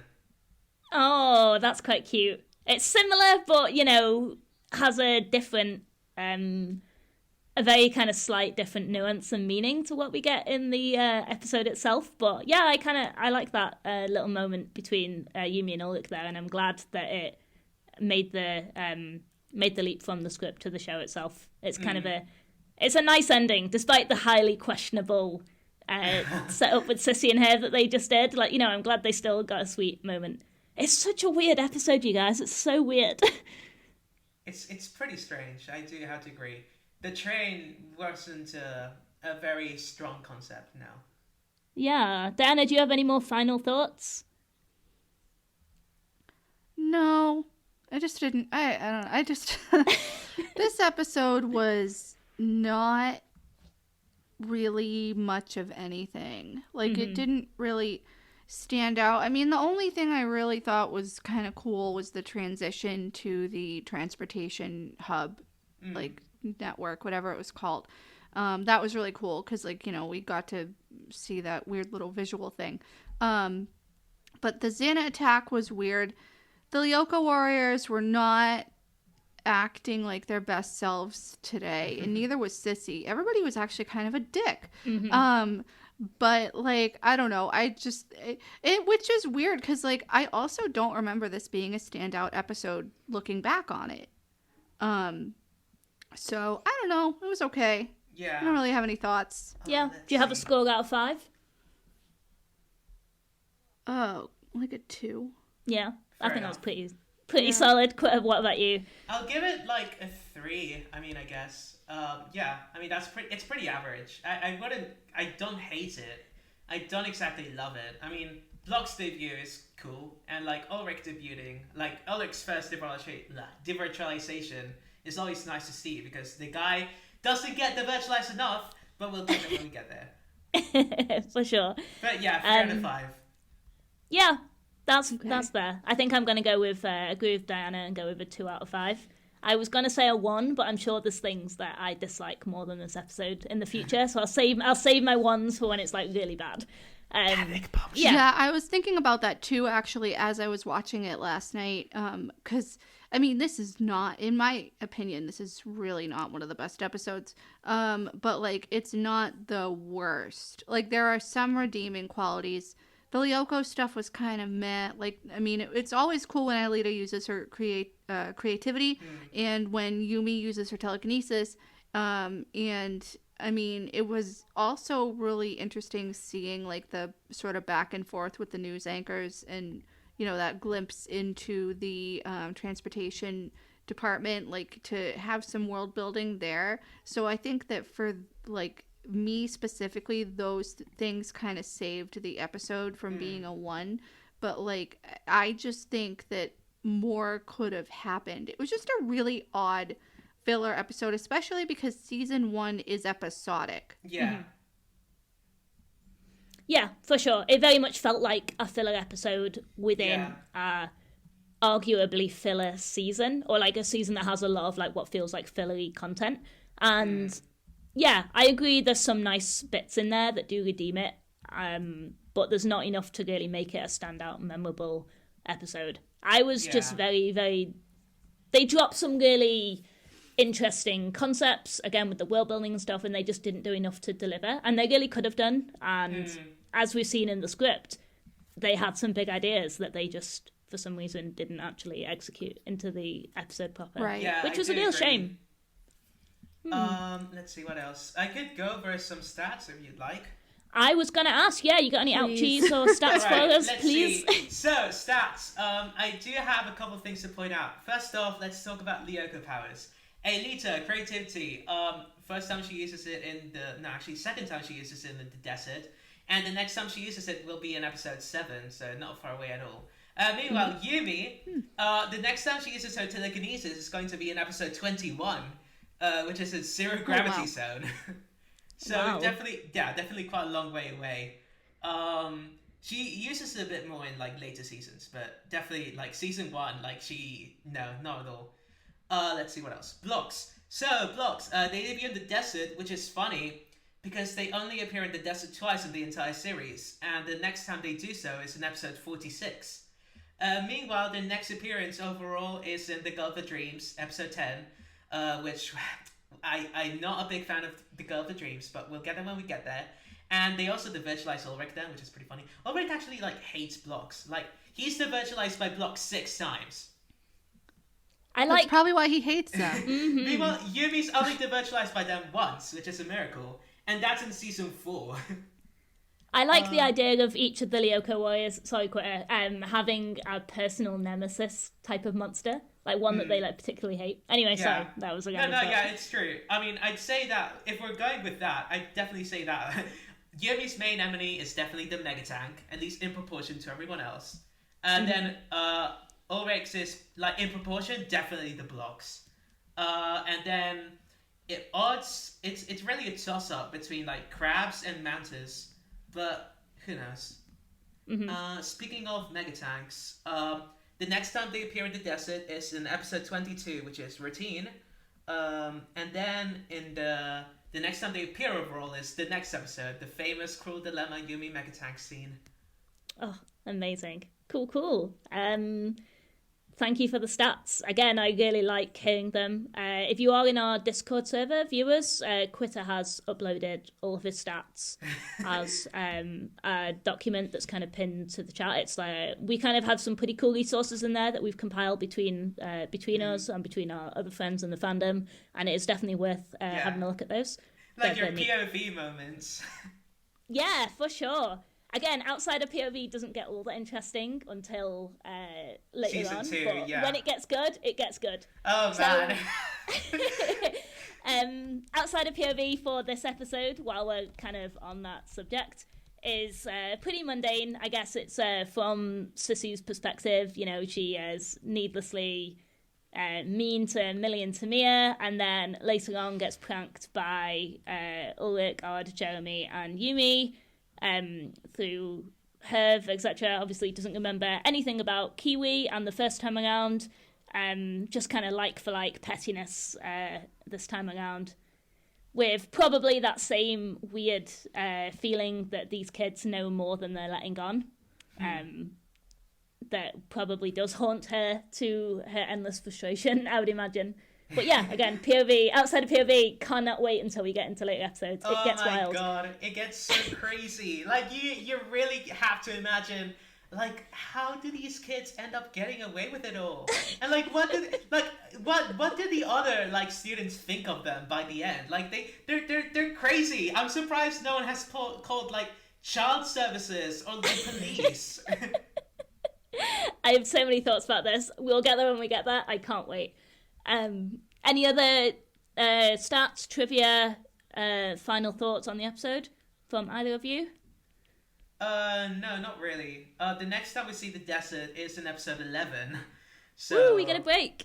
Yeah. Yay! Thank goodness. Exciting. God. I know. I am. Yeah. No offense, but like, bring me somewhere new. Agreed. Please. Well, I don't have a discussion topic for this week because we did get quite a lot of listener mail. So should we segue over to that? Of course. Yes. I think that would be pretty cool. We've got a couple, so we can kind of all take turns reading them out, I guess. All right. Quitter, do you want to start with the one at the bottom? Have you got the inbox? Yeah, I've got it. From Tiffany Boiter, this one's like really sweet. When I read it, I definitely like felt like very touched. Hey guys, love Code Lyoko. Been a fan since it came out in the 2000s. Happy you guys are doing this podcast. Totally speaks to my inner Yumi. Keep up the good work. Your fan, Tiffany. And of course, sent from my iPhone. Aw, thank you, Tiffany. Yeah, thank you. She also sent in a follow-up email for episode 4, which we missed. I don't think this came in before recording, unfortunately. No, I don't think it did. Can I read it? Yeah, go for it. Sure, go on. Okay. Hey guys, Tiffany here. I've been watching the shows with y'all, and I found that in Logbook, Yumi says she didn't read Ulrich's diary. I thought it was sweet how Ulrich says in the episode, Lost at Sea. Oh my god, that's far. Yeah, episode that whatever is in Yumi's diary. I know. I always forget Lost at Sea. I don't remember anything from that episode. I always thought it was sweet how Ulrich says in the episode Lost at Sea that whatever's in Yumi's diary is none of his business. I go back and forth on the shipping of Ulrich and Yumi and William and Yumi sometimes, but this really shows how much respect Yumi and Ulrich have for each other. Mm-hmm. I agree. I like the parallel a lot, which is something that I would not have come up with myself until probably we got to that episode. So I don't hate William. I think he's a pretty okay guy. He just acts like kind of weird with the whole Yumi thing. But I think that Ulrich and Yumi genuinely are like made for each other. They're just both too afraid to act on it, as we've seen several times throughout this entire damn series. They have this whole will they won't they thing, and it's painful. But it really does show that they have a lot of respect for each other outside of whatever their feelings might be for one another. Not, just in the instance of the diary thing, but in general. And I think that them being involved in the Lyoko stuff with Xana and everything has really helped to strengthen their bond, and not just between the two of them, but like all of them, all four of them, and Aelita, everybody. So they're this one big like found family, which is one of the themes that we talked about, and that in itself really helps to drive home just the amount of respect that each one has for each other. But like especially Ulrich and Yumi, I feel like we see that played out a lot more, like in our faces, versus like respect shown for one another between two other characters.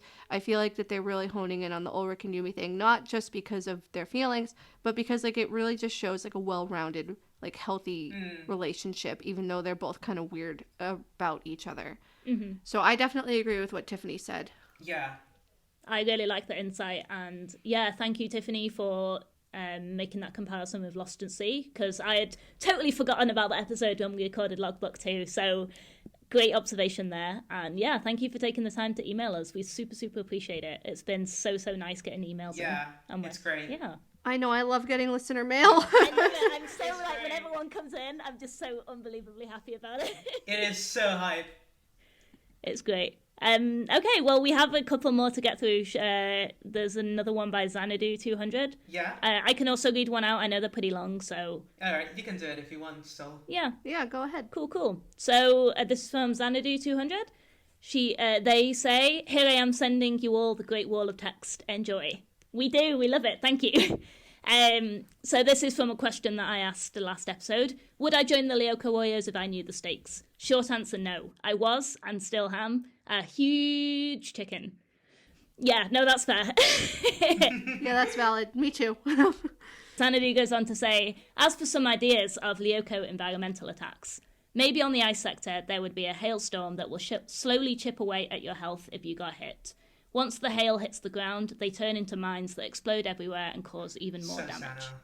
A typical super cool. A typical forest fire that quickly consumes the sector and devirtualizes you if you stay in the flames too long. Since it will take a little while for the flames to kill you if you get lit on fire. An avalanche in the mountain sector combined with the fog trick Xana used in feature episode. This would cause a lot of stress and confusion because the avalanche could crush and devirtualize them if they got too close. Then you have the fog covering everything, so you wouldn't see where the ledges would end and fall into the digital sea. If the lava sector ever came into fruition, Xana could cause a volcanic eruption, quickly devirtualizing anyone present. Maybe even permanently if that lava was somehow part of the digital sea. Plus, all of that smoke and ash in the air can make the towers harder to detect even on Jeremy's screens and the vehicles. And last one, a digital sea tsunami. I can't remember if it was in season 3 or 4, or which episode, but in the episode, Xana raises the digital sea levels, so Aelita can't deactivate a tower. I think if Xana really wanted to get rid of them, it could cause a whole tsunami that even Jeremy couldn't stop. Okay, this last bullet point is highly unlikely to happen since Xana's switch in priorities down the line, but it could happen if it wanted to, and that's all that matters. Let's talk about some of these. What you got? Okay, so this is kind of ironic. Well, first off, to point out the episodes that are referenced here, the one with the fog in the mountains, it's Tip Top Shape. I think that's episode 47. It's the one where Xana possesses Yolanda, the nurse, and then Jeremy does his trick where he possesses Odd, so he's got superpowers too. And then the episode with the raised digital sea level, that's Tidal Wave from season 3, which is, the monster attack is pretty underwhelming, let's be honest, in Tidal Wave. But it was definitely a very interesting concept, and I do wish that Xana had modified the environment in Lyoko a bit more, and these ideas are all really cool.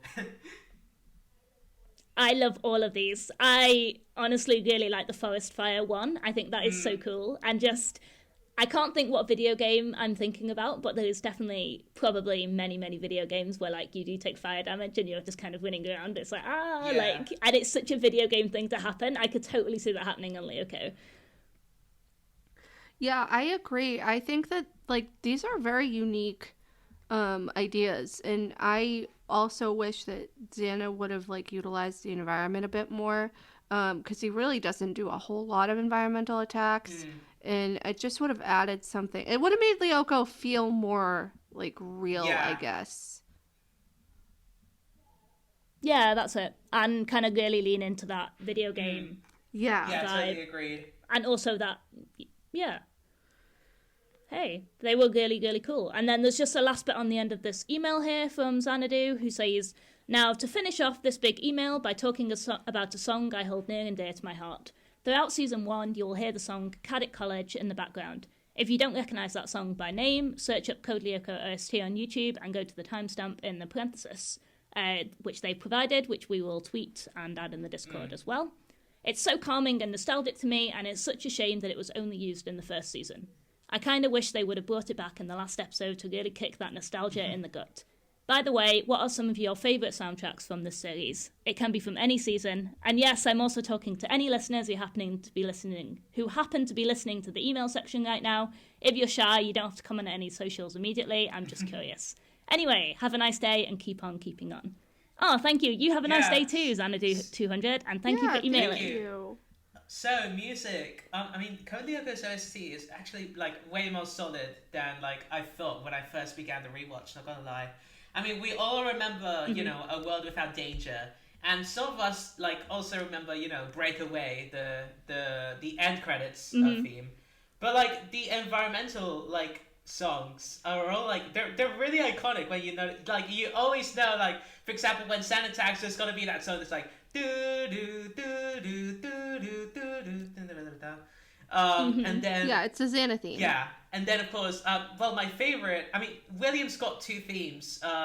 The one like the battle one, the one that everyone knows. That's like, you know, really slow paced, really intense, very, you know, dramatic and all that. But I'm also a big fan of the one that like also plays sometimes. That's used more when like William is chasing someone or when the others are chasing after him. There's like, it's got like these like wind howls and these scream kind of things. This is distorted screams, and like I'm not a music major, so I'm not good at like describing music at all. But yeah, I definitely go for like that William theme. But Code Lyoko in general has got very solid music. I do agree. And Caddick College, I think I do remember it. And if it's the one I'm thinking of, then yeah, it's very peaceful, very calming. Dianna, do you have a favourite? I like the virtualization theme that they use in season 2 onwards. The like, it sounds like super like sci-fi. And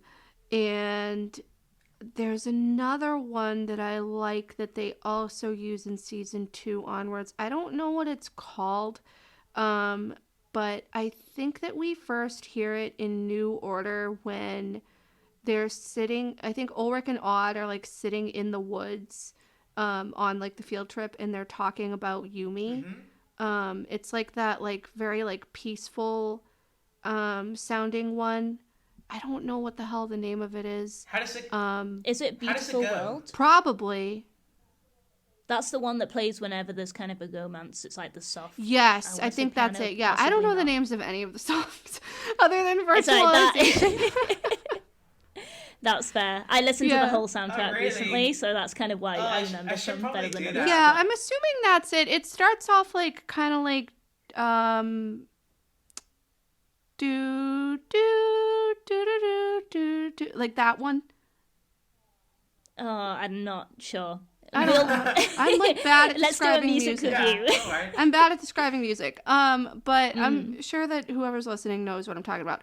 And I think again, if Caddick College is the one that I'm thinking of too, I also like that one. Because you know I believe it's this, that we're all talking about the same one. Because that's the only time that we hear it is in season 1, and I like it a lot.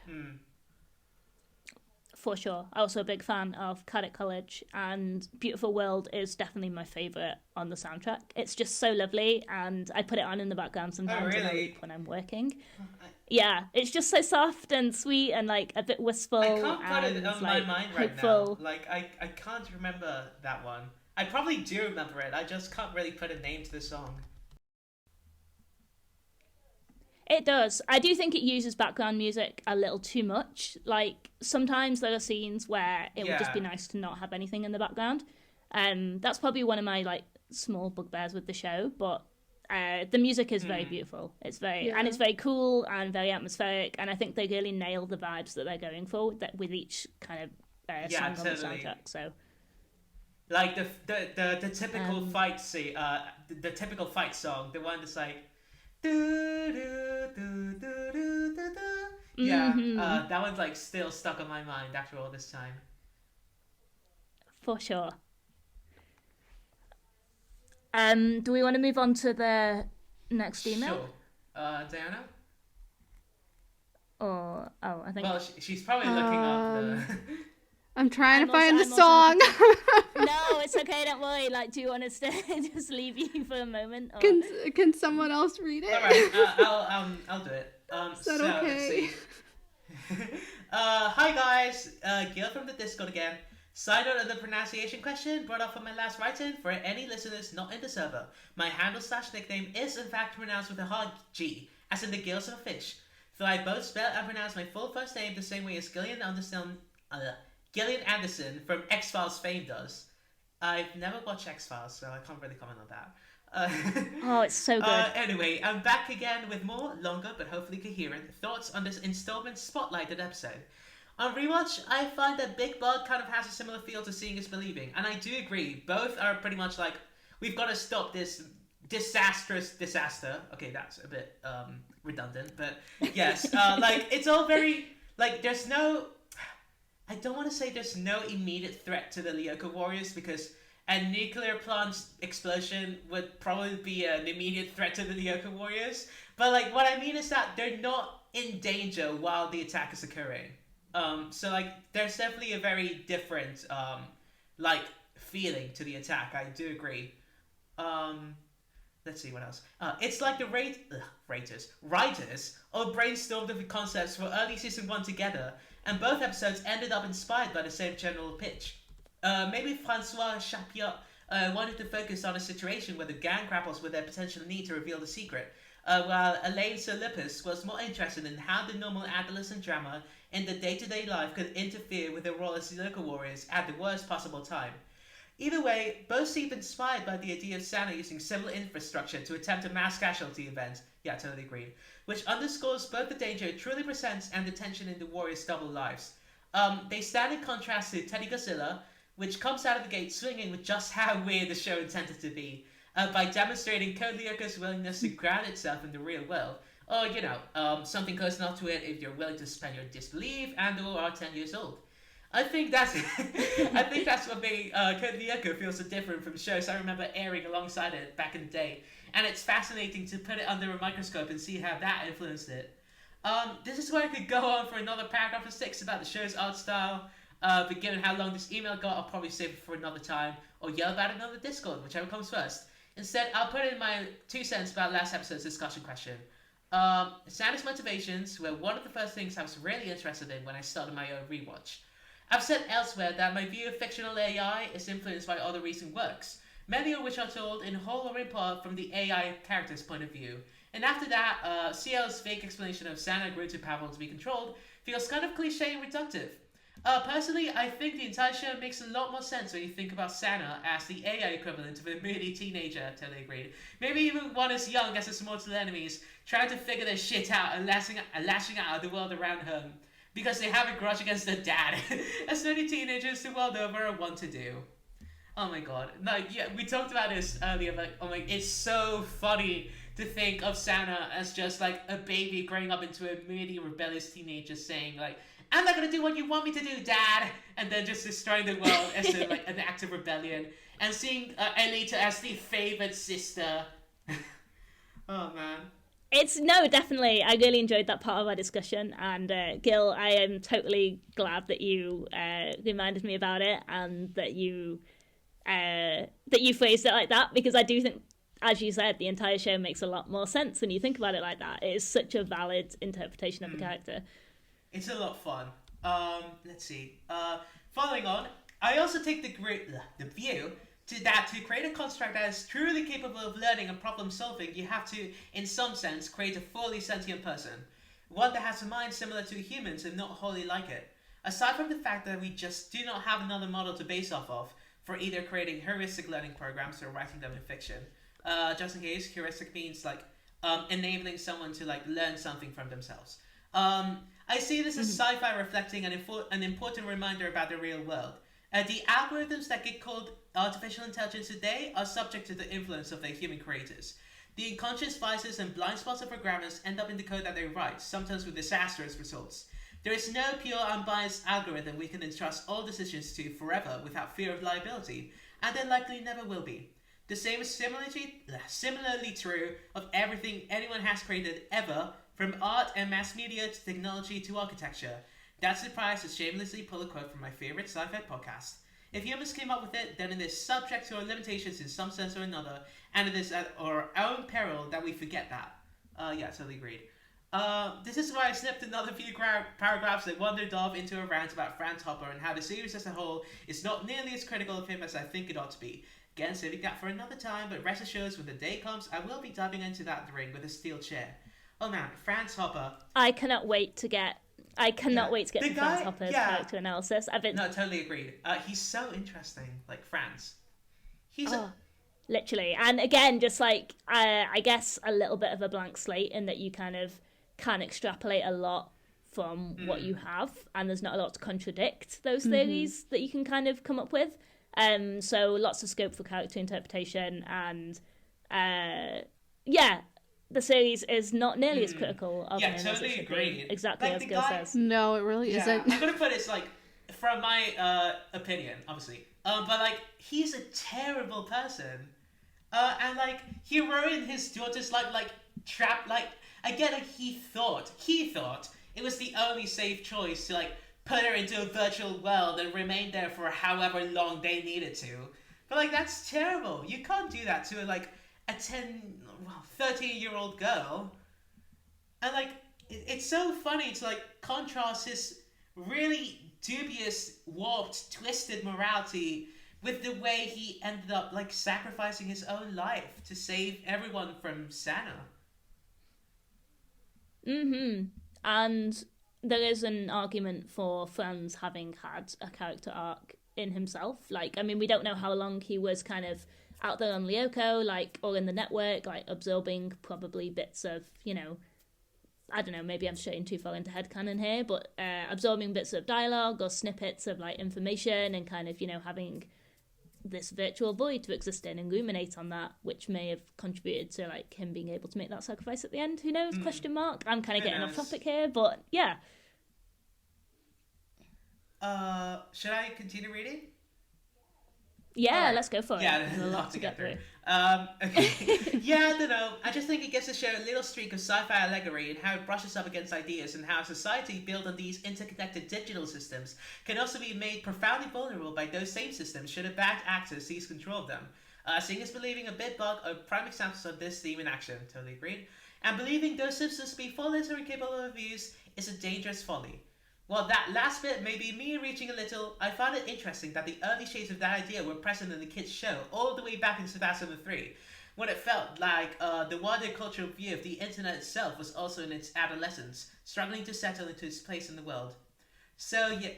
I absolutely, totally true. And Code Lyoko as having a theme of uncertainty in the dawn of a new digital age is exactly that, right? I think this was so ahead of its time in so many ways. It definitely was. So yeah, I find it just makes for a more compelling story overall when the antagonist is an actual character as opposed to an impersonal force. And while I could see the argument that Sana is a kind of a HAL 9000 from like Space Odyssey, wherein by the programming it was designed with, the decision-making process humans created it to have, and AI arrived at the conclusion, logically, that humanity itself is a problem that must be either controlled or eliminated. The picture that I got rewatching from the show, my own recognitions, was not that of a 100% purely logical actor. Especially not by the end of things. Sad as a whole makes a lot more sense when you look at them as a kind of an angry teenager. Said it before and I'll say it again. Yeah, totally agreed. I mean, we've gone up this point like a million times, but the way Sana, like, actually, like, killed itself, like, millions of times by being too sadistic to not just finish the Lyoko warriors off cleanly, it just is, totally is. Sana is a petty bitch, is. confirmed. Oh, well, they are. Very sad. He is. Also, Lyoko Chronicles backs me up on this. Changed my mind. As for Aelita, The idea of her and Santa having a twisted sibling dynamic is fueling multiple ideas in my plot funny hatch at the moment, and I don't entirely trust myself to weigh incoherently on that without getting my hot new fandom involved. It's obvious that Santa has no qualms about killing Alita if their plans call for it, or she threatens to put a stop to them. Oh, okay, that was a bit difficult. Why then, engulf the dreams, or for that matter, Yumi an image problem, did they opt for capturing her in the Guardian instead of just eliminating her outright? It's all good, Claire. Take your time. There's no rush. Thinking about it from a Watsonian perspective, even if, say, Jeremy could see she'd somehow been divulged and figure out what happened, it's not like the Lyoko warriors would be able to do much about it after the fact. Maybe Santa already had the idea to steal the keys to Lyoko and thus needed her alive, but, still free real estate. I'll just send this bit with something a friend of mine who did see a few episodes of Code Lyoko growing up but did not have it colonized the entire brain the way I did, said when I was chatting about it in a group chat because it has been living rent-free in my head for about 2 weeks. Well, I don't remember any details, but then I am going to imagine the AI digitizing its human sort of sister and refusing to let it go as some kind of warped attempt to cling to its familial teddy bear, but in an evil way. Like the teddy bear in Godzilla. Right. Back in the subject. Oh yeah, speaking of, bit off track, but I remember when speaking of Teddy Godzilla, I dropped off the D&D Code Lyoko comic on the Discord, which was a really great read, by the way. But I literally hadn't ever seen the idea in all my time at fandom that maybe the teddy bear had a voice box and that's what Santa possessed. That makes perfect sense, actually. Yeah, I never really thought of it that Does it? way. But it really does make a lot of sense. Okay. Yeah, it does. Because we're going off of the assumption that it would have to have something electronic in order to be possessed. But then you could counter that with, well, there's the food tower. Oh my god. Right, and how did he make it snow in Cold War? Because why the hell not? Yeah. It wasn't real snow, it was a snow machine that was somehow on the roof of Paddock. But no. Yeah. He possessed. That's a reach. He possessed not a satellite, and that satellite shot a beam that made clouds travel all the way from the Arctic or whatever to Caddick, and then began snowing. Very very scientific. Yeah. Okay. There's yeah. Sorry, I've got nothing to add. I'm just amused by this entire. Oh, Sano. Back on the subject of Big Bug, I think it's kind of a shame that later episodes don't have more of this style of attack. Really. You could explain this as Santa's motivation changing throughout the series, fixating on the Lyoko warriors and/or choosing to focus more on the long-term plan of the replicas and the robot army, as opposed to lashing out with Season 1's highly destructive one-off attacks. That and, according to Jeremy, Santa never makes the same mistake twice. So maybe that's just the only authorized route his programming could take once other routes for world domination ended in failure. Not that it has stopped impersonating on Nerd Boy as often as it does.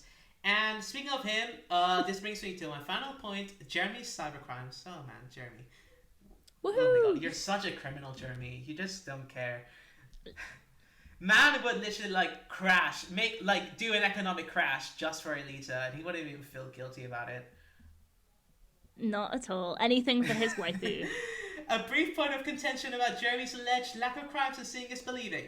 My brother works for an energy company, and as I'd heard him tell anecdotes about how big of a deal security can be in that sector, along with headlines from the past year revealing good reasons for the concern, I asked him about that episode in particular.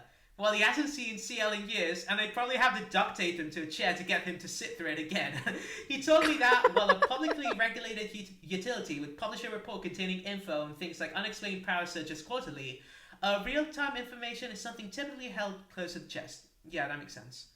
At least in the US, energy companies are bound by reporting rules similar to HIPAA, or HIPAA, I guess, that protect those who has access. HIPAA. Oh, HIPAA. What is that? Yeah, it's sorry, if for those of you who don't know, might not be in the US, or if this isn't a thing in your country, HIPAA is privacy within the medical field. So when you go to a doctor or a hospital, for example, typically you have to sign a a waiver, like a HIPAA form, that like they won't share your medical information outside of if you designate like a specific contact, like a parent or spouse or something. That makes sense. And then like you have to sign forms to release your information if you change to a different doctor or provider. No, yeah. I mean, we do have, like, I'm pretty sure that's, like, worldwide. I don't think in Spain we have the name, like, HIPAA in, like, specifically. Right. It might be named different things depending on your country, but, like, that's generally what it is. Yeah, a lot of, like, patient confidentiality rules and whatnot. Okay, so, at least in the US, energy companies are bound by reporting rules similar to HIPAA that protect who has access to data that can be linked to customers' personal information. Well, I don't know whether France abides with similar laws. I'm guessing it does. And when I mentioned this in the Discord server for the CL subreddit, another user brought up that France does have much stricter privacy laws.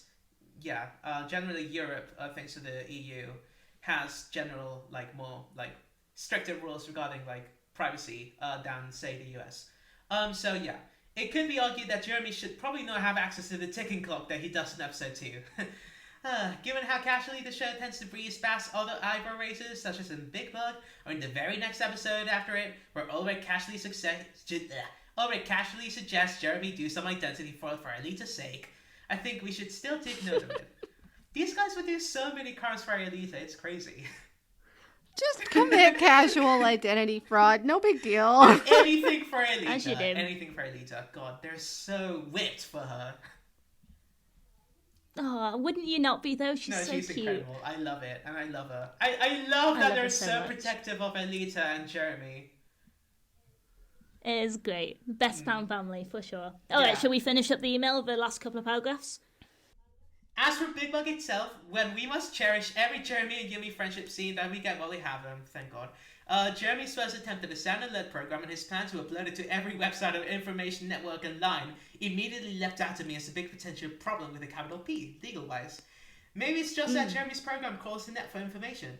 I don't remember cybersecurity being an issue that was in the public eye as much in the mid-2000s, but that still sounds like something that the admins of those websites and networks would much rather random outside actors, not do.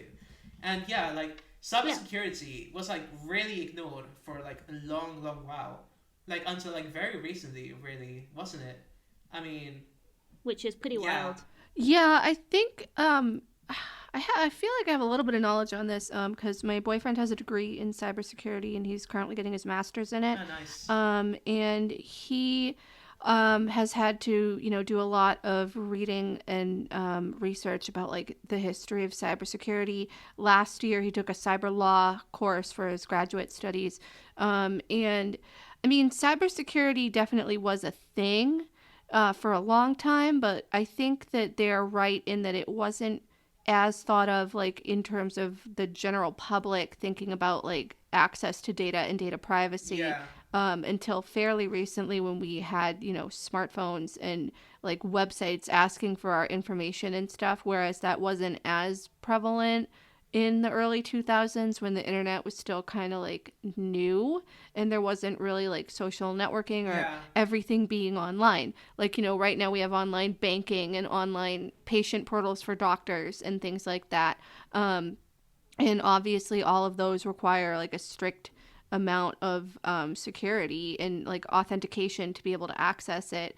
And people now more so are worried about their data being safe because like everything is online and electronic versus like in the early 2000s it was more like on paper.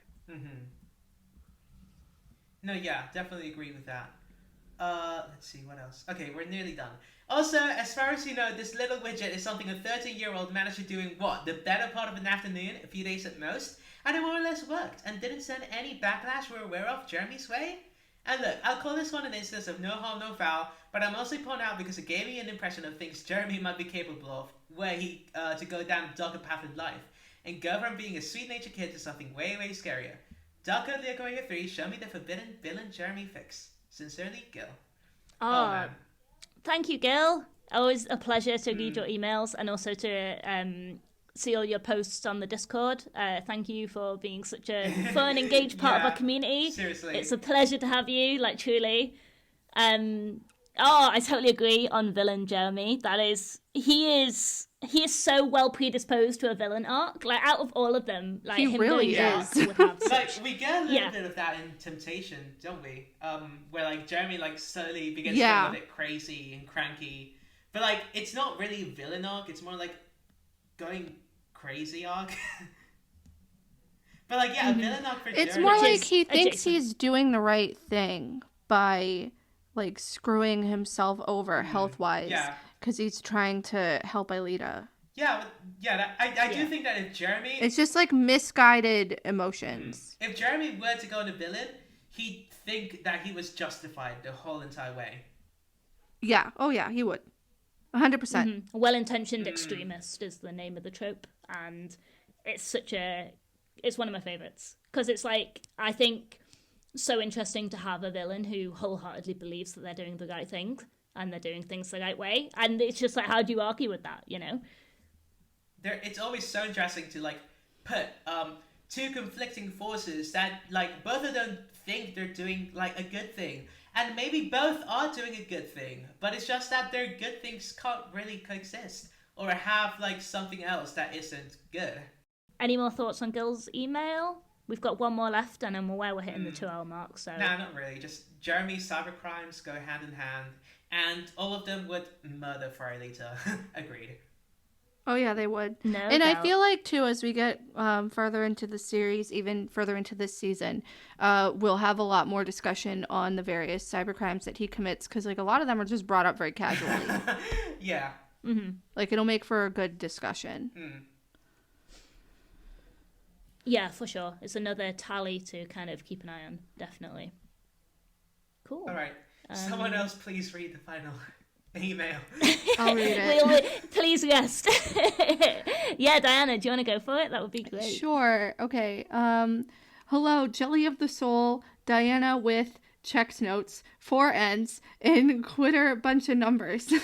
It is me, Val from the Discord server. I have very much enjoyed listening to A Podcast Without Danger, and I am so excited to finally be writing in to share my thoughts and ask you 3 some juicy questions. Well, we're happy to have you as a listener. Thank you.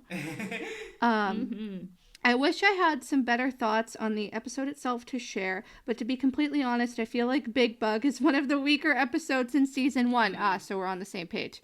Even though the fallout of the train crash would be catastrophic since none of the main or supporting cast is in the immediate danger of dying, the stakes just don't feel as high. There isn't even anyone on board the trains, so Xana's end goal with the crash is just to release the chemical into the atmosphere, but realistically that would take a decent chunk of time to start causing damage and casualties, and the RTTP has fixed some pretty hefty damage throughout the series, so I'd imagine it would clean up a chemical spill. The stakes could easily be raised if the non-chemical train was actually a passenger train that they couldn't stop, then they would have more motivation to stop it faster. I can't just be negative, of course, so I do have to admit that it is pretty cool that they did manage to stop Xana just before the collision. That's exactly the kind of just-in-the-nick-of-time moment that I love from this show, and it is a joy to see the group prank Sissy all together at the end. It's such a good moment that reminds us that they're still just kids who love to have fun when they aren't saving the world from a murderous rogue AI. That's all my thoughts on the episode. Now on to my pressing questions. If 2 completely computer-controlled trains are infected with a virus and are on a catastrophic collision course, with train 3611 leaving Station A, at 5 a.m., traveling at 60 miles per hour, and train 9432 leaving Station B at 7 a.m., traveling at 70 miles per hour, why is Jim Morales incapable of loving me back? Pleading face He emoji. doesn't know you exist. It's such a shame. I would be with Jim Morales. If he had me, I would have him. We are all a little bit in love with Jim. Oh, I was afraid that was going to be an actual math question. Alas. I did skim this earlier, so I knew it was coming, but I could tell that you didn't, Diana, when you were reading it, and I was like, oh, I didn't. I saw the emoji, but I'm like, what? And I just didn't put two and two. See, I didn't skim this email, so I'm going in completely blind here. Okay, that question was just a joke, but please, by all means, take it seriously. All right, sure. Seriously, we need to know the amount of distance between the two trains. Otherwise, this math problem is effectively unsolvable. Yes, that's true. Ooh. And also, I went to art school, so I'm not going to do any maths. I have an English degree. I'm also not going to do any maths. Oh my god. I've had to do enough maths with statistics in epidemiology to last a lifetime. I have never hated anything more than using, freaking... Oh my god, not even. Just too much maths. There was a reason why I went for the highest, the easiest level of maths in high school. Oh my god. Please no more. There we go. But why is Jim Morales incapable of loving me back? I would say it's because his heart belongs to Jean-Pierre Delmas. Yes! That's just my take. That's also my take. There we go. Okay, back to the email. My real question is, what is your favorite non-canon Code Lyoko ship and why? I know we all love our Jolitas and our Yumi x Ulrichs, but I want to hear about romance that never even got slightly hinted at. Personally, I have always loved the dynamic of Ulrich x Odd. Something about a grump and a goofball being together has always spoke to me. And of course, they were roommates. Embarrassed. They were roommates. Okay, so this is kind of relevant to that question, and then we can give our answers. Also, a recent crack ship that has decided to take up residence in my brain is France and Jim. These two never met in canon, but I just think that not only would they be cute together, but Aelita simply just needs more dads. That's all from me today. Excited to hear your thoughts. Until next time, Val. Thank sparkling you. Heart emoji. That's cute. I support Thank you, that. Val. Oh, right. Yes. Non-canon ships. Aelita needs all the dads. Oh, man. She needs all the family she can get, honestly.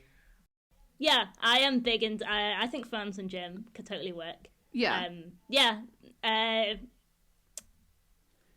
Franz Jean-Pierre is my thing at the moment, just because that's what I'm working on. But also really into Odd and Ulrich. I think this will be a post-episode discussion at some point. But if Code Lyoko was made, if Code Lyoko was more modernized and kind of took into account representation of LGBT dynamics and gender and stuff, I definitely think Odd and Ulrich would have a lot more shipping moments. Mm-hmm. They've got a lot already, yeah. Yeah, we've got a lot to work with. I don't think that is an unreasonable ship to ship. I think they've got a lot going for them. Oh, well, we're talking about that. Yeah. Odd and Ulrich are actually the third most popular pairing in AO3 for Code Lyoko. Oh, well, that's cool. I mean, first off, we have Jeremy and Aelita winning by a landslide. Then there's Yumi and Ulrich, also really far ahead. So there's 861 works in AO3 right now for Code Lyoko. Jeremy and Aelita shipped to 238 of them. And then Yumi and Ulrich have 199. So who's gonna do number 200? Damn. Then third with 65, it's Odd and Ulrich. Then Odd and Sissy with 52. Then Odd and Ulrich but platonic with 35. Then Odd and Aelita, God, lots of Odd here, with 33. Just then ship William him with Yumi, everyone. He is so shippable with everyone, I swear to God. Even with Yumi. I love Odd and Yumi's dynamics, I swear. Let's see. So after that, it's William and Yumi with 26, Sissy and Yumi with 21, then William and Ulrich with 18. Huh. Damn. I am a big fan of getting rid of unnecessary love triangles by just pairing the romantic rivals together. I like Ulrich William. I think that's pretty cool. Yeah. Yeah, I do too. Do any of you have a standout non-canon ship that you like particularly? The only one I've written for is Ulrich and Jeremy. Maybe because I dropped in a message all the way back in the Discord server asking, okay, so what I'm gonna try writing shipping for the first time. So what ship would you guys want me to write for? And then Sol, you were the first one to reply, and you replied Jeremy and Ulrich. So I was like, yeah, sure, Jeremy and Ulrich. And so I ended up creating a freaking 11K monster. That was fun. Yeah, I mean, it was a lot of fun. I do agree. It is so much fun to like do this whole like shipping thing. It was like, you know, writing romance was definitely like more involved than I expected. I'm definitely like a huge fan of it now, and definitely appreciate people that write romance a lot more. But, like, nice. Even in the Jeremy and Ulrich moments, which there were a lot of in my fic, I do have to admit that like if I have to go for one like non-canon ship, I honestly just like the five of them together. Yeah. No, that's fair. I think they just have such a unique... Yes. I mean, there's no one else in the world that's ever going to be able to understand what they've been through the same way that they are going to understand each other, you know? And they are in some way tied together for life, and I can totally see that being in a polyamorous setup. You know, they all have two hands each to hold, so... Yeah, I totally agree. Like, they could do a circle. Yeah, they could. It all just perfectly, you know, aligned. No, I think that's definitely something that I am also a fan of.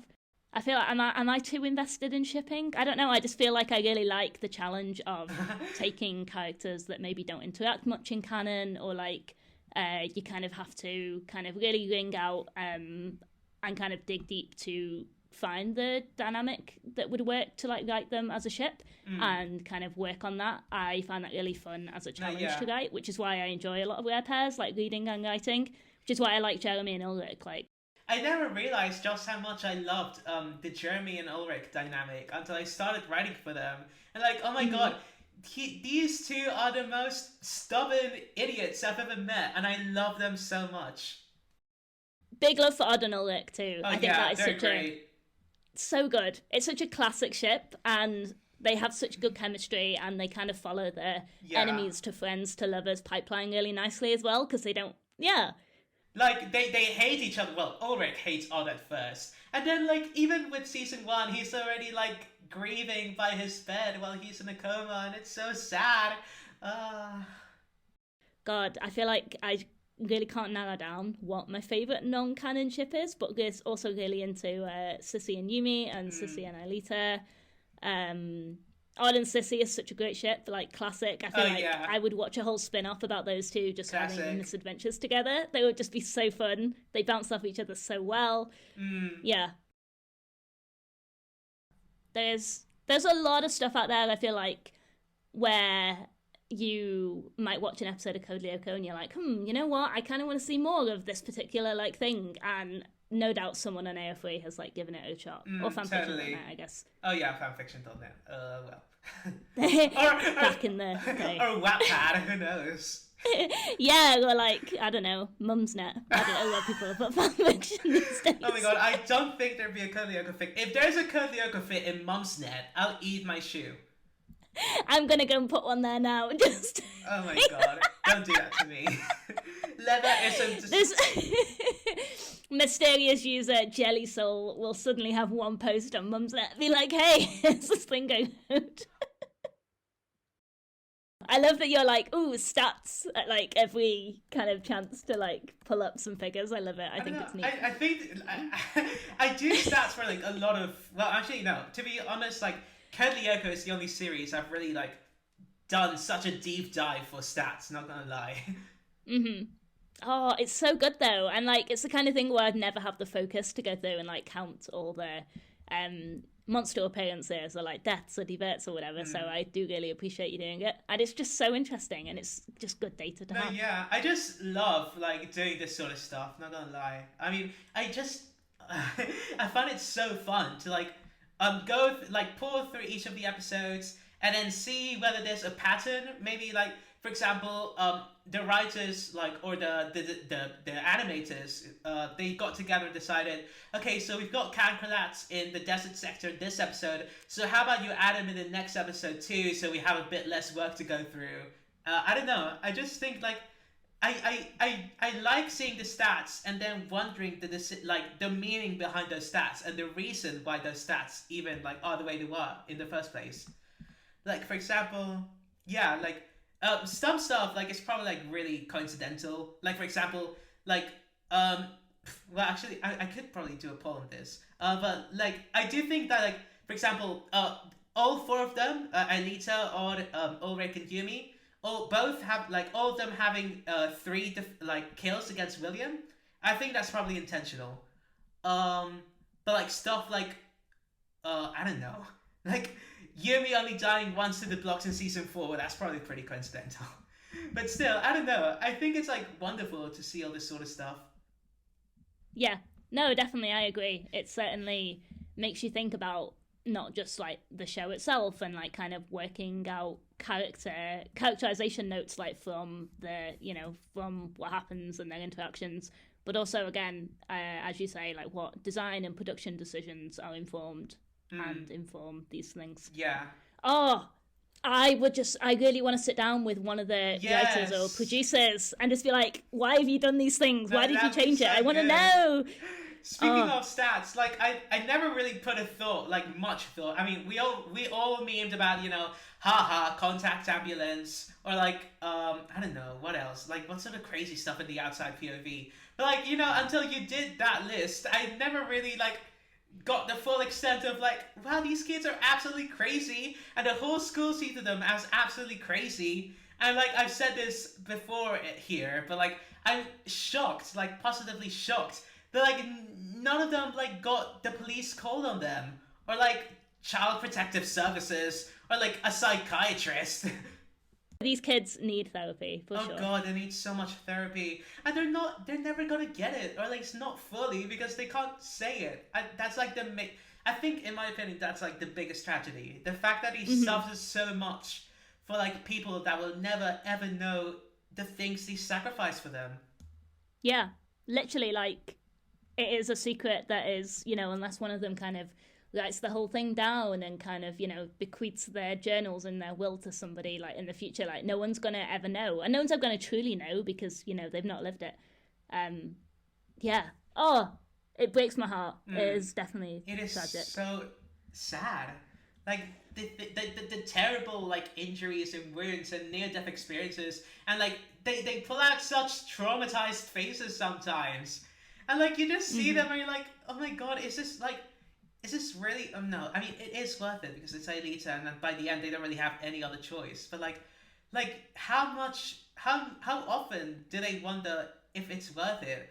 How often like do you think Alita like watches them all like struggle to cope, like, or like waking up from a nightmare, or like Ulrich bandaging his injuries, and think, they're doing this for me? Am I really that important for them? Yeah, right. And I mean, Alita definitely must have a lot of kind of self-esteem issues, especially when she finds out like what her dad has put her through. It's like, just, could my dad have really loved me if he did this to me? And, if my dad doesn't love me, like, am I unlovable? And there's probably a whole train of thought there that goes pretty deep down. It's that is crazy. Like, pretty messed up. We should probably put a pin in some of that for now and hand it over to Dianna for the outro and circle back around to some of these at a later date. Thank you all so much for being here and listening to this episode. We really appreciate it. If you listen to us on Apple Podcasts, we would appreciate if you could please leave a rating and a review. It would really help us with their whole search algorithm and in general to boost the visibility of the podcast. If you would like to email us today like Xanadu, Gil, Val, and Tiffany did, you can reach out at apodcastwithoutdanger@gmail.com. That's apodcastwithoutdanger, our podcast name, at gmail.com. Our Twitter is Code Lyoko Pod. We post a lot of stuff there, images and memes and sharing of links and videos and things. And in that, we also have a link to our Linktree, which has a Discord invite permanently in there. So please join that if you would like to be a part of our little community that we've made here. You'll be like the first people to see information on future episodes, podcast updates, and you can talk to us in real time and the other listeners of this podcast. We've had a really fun time there. Thank you so much to our friend shookethspeare for naming our podcast. And our next episode is going to be Cruel Dilemma. Amazing. All right. Thank you very much, Dianna, and thank you everyone for listening. And that is it for this week's episode. All right. Goodbye.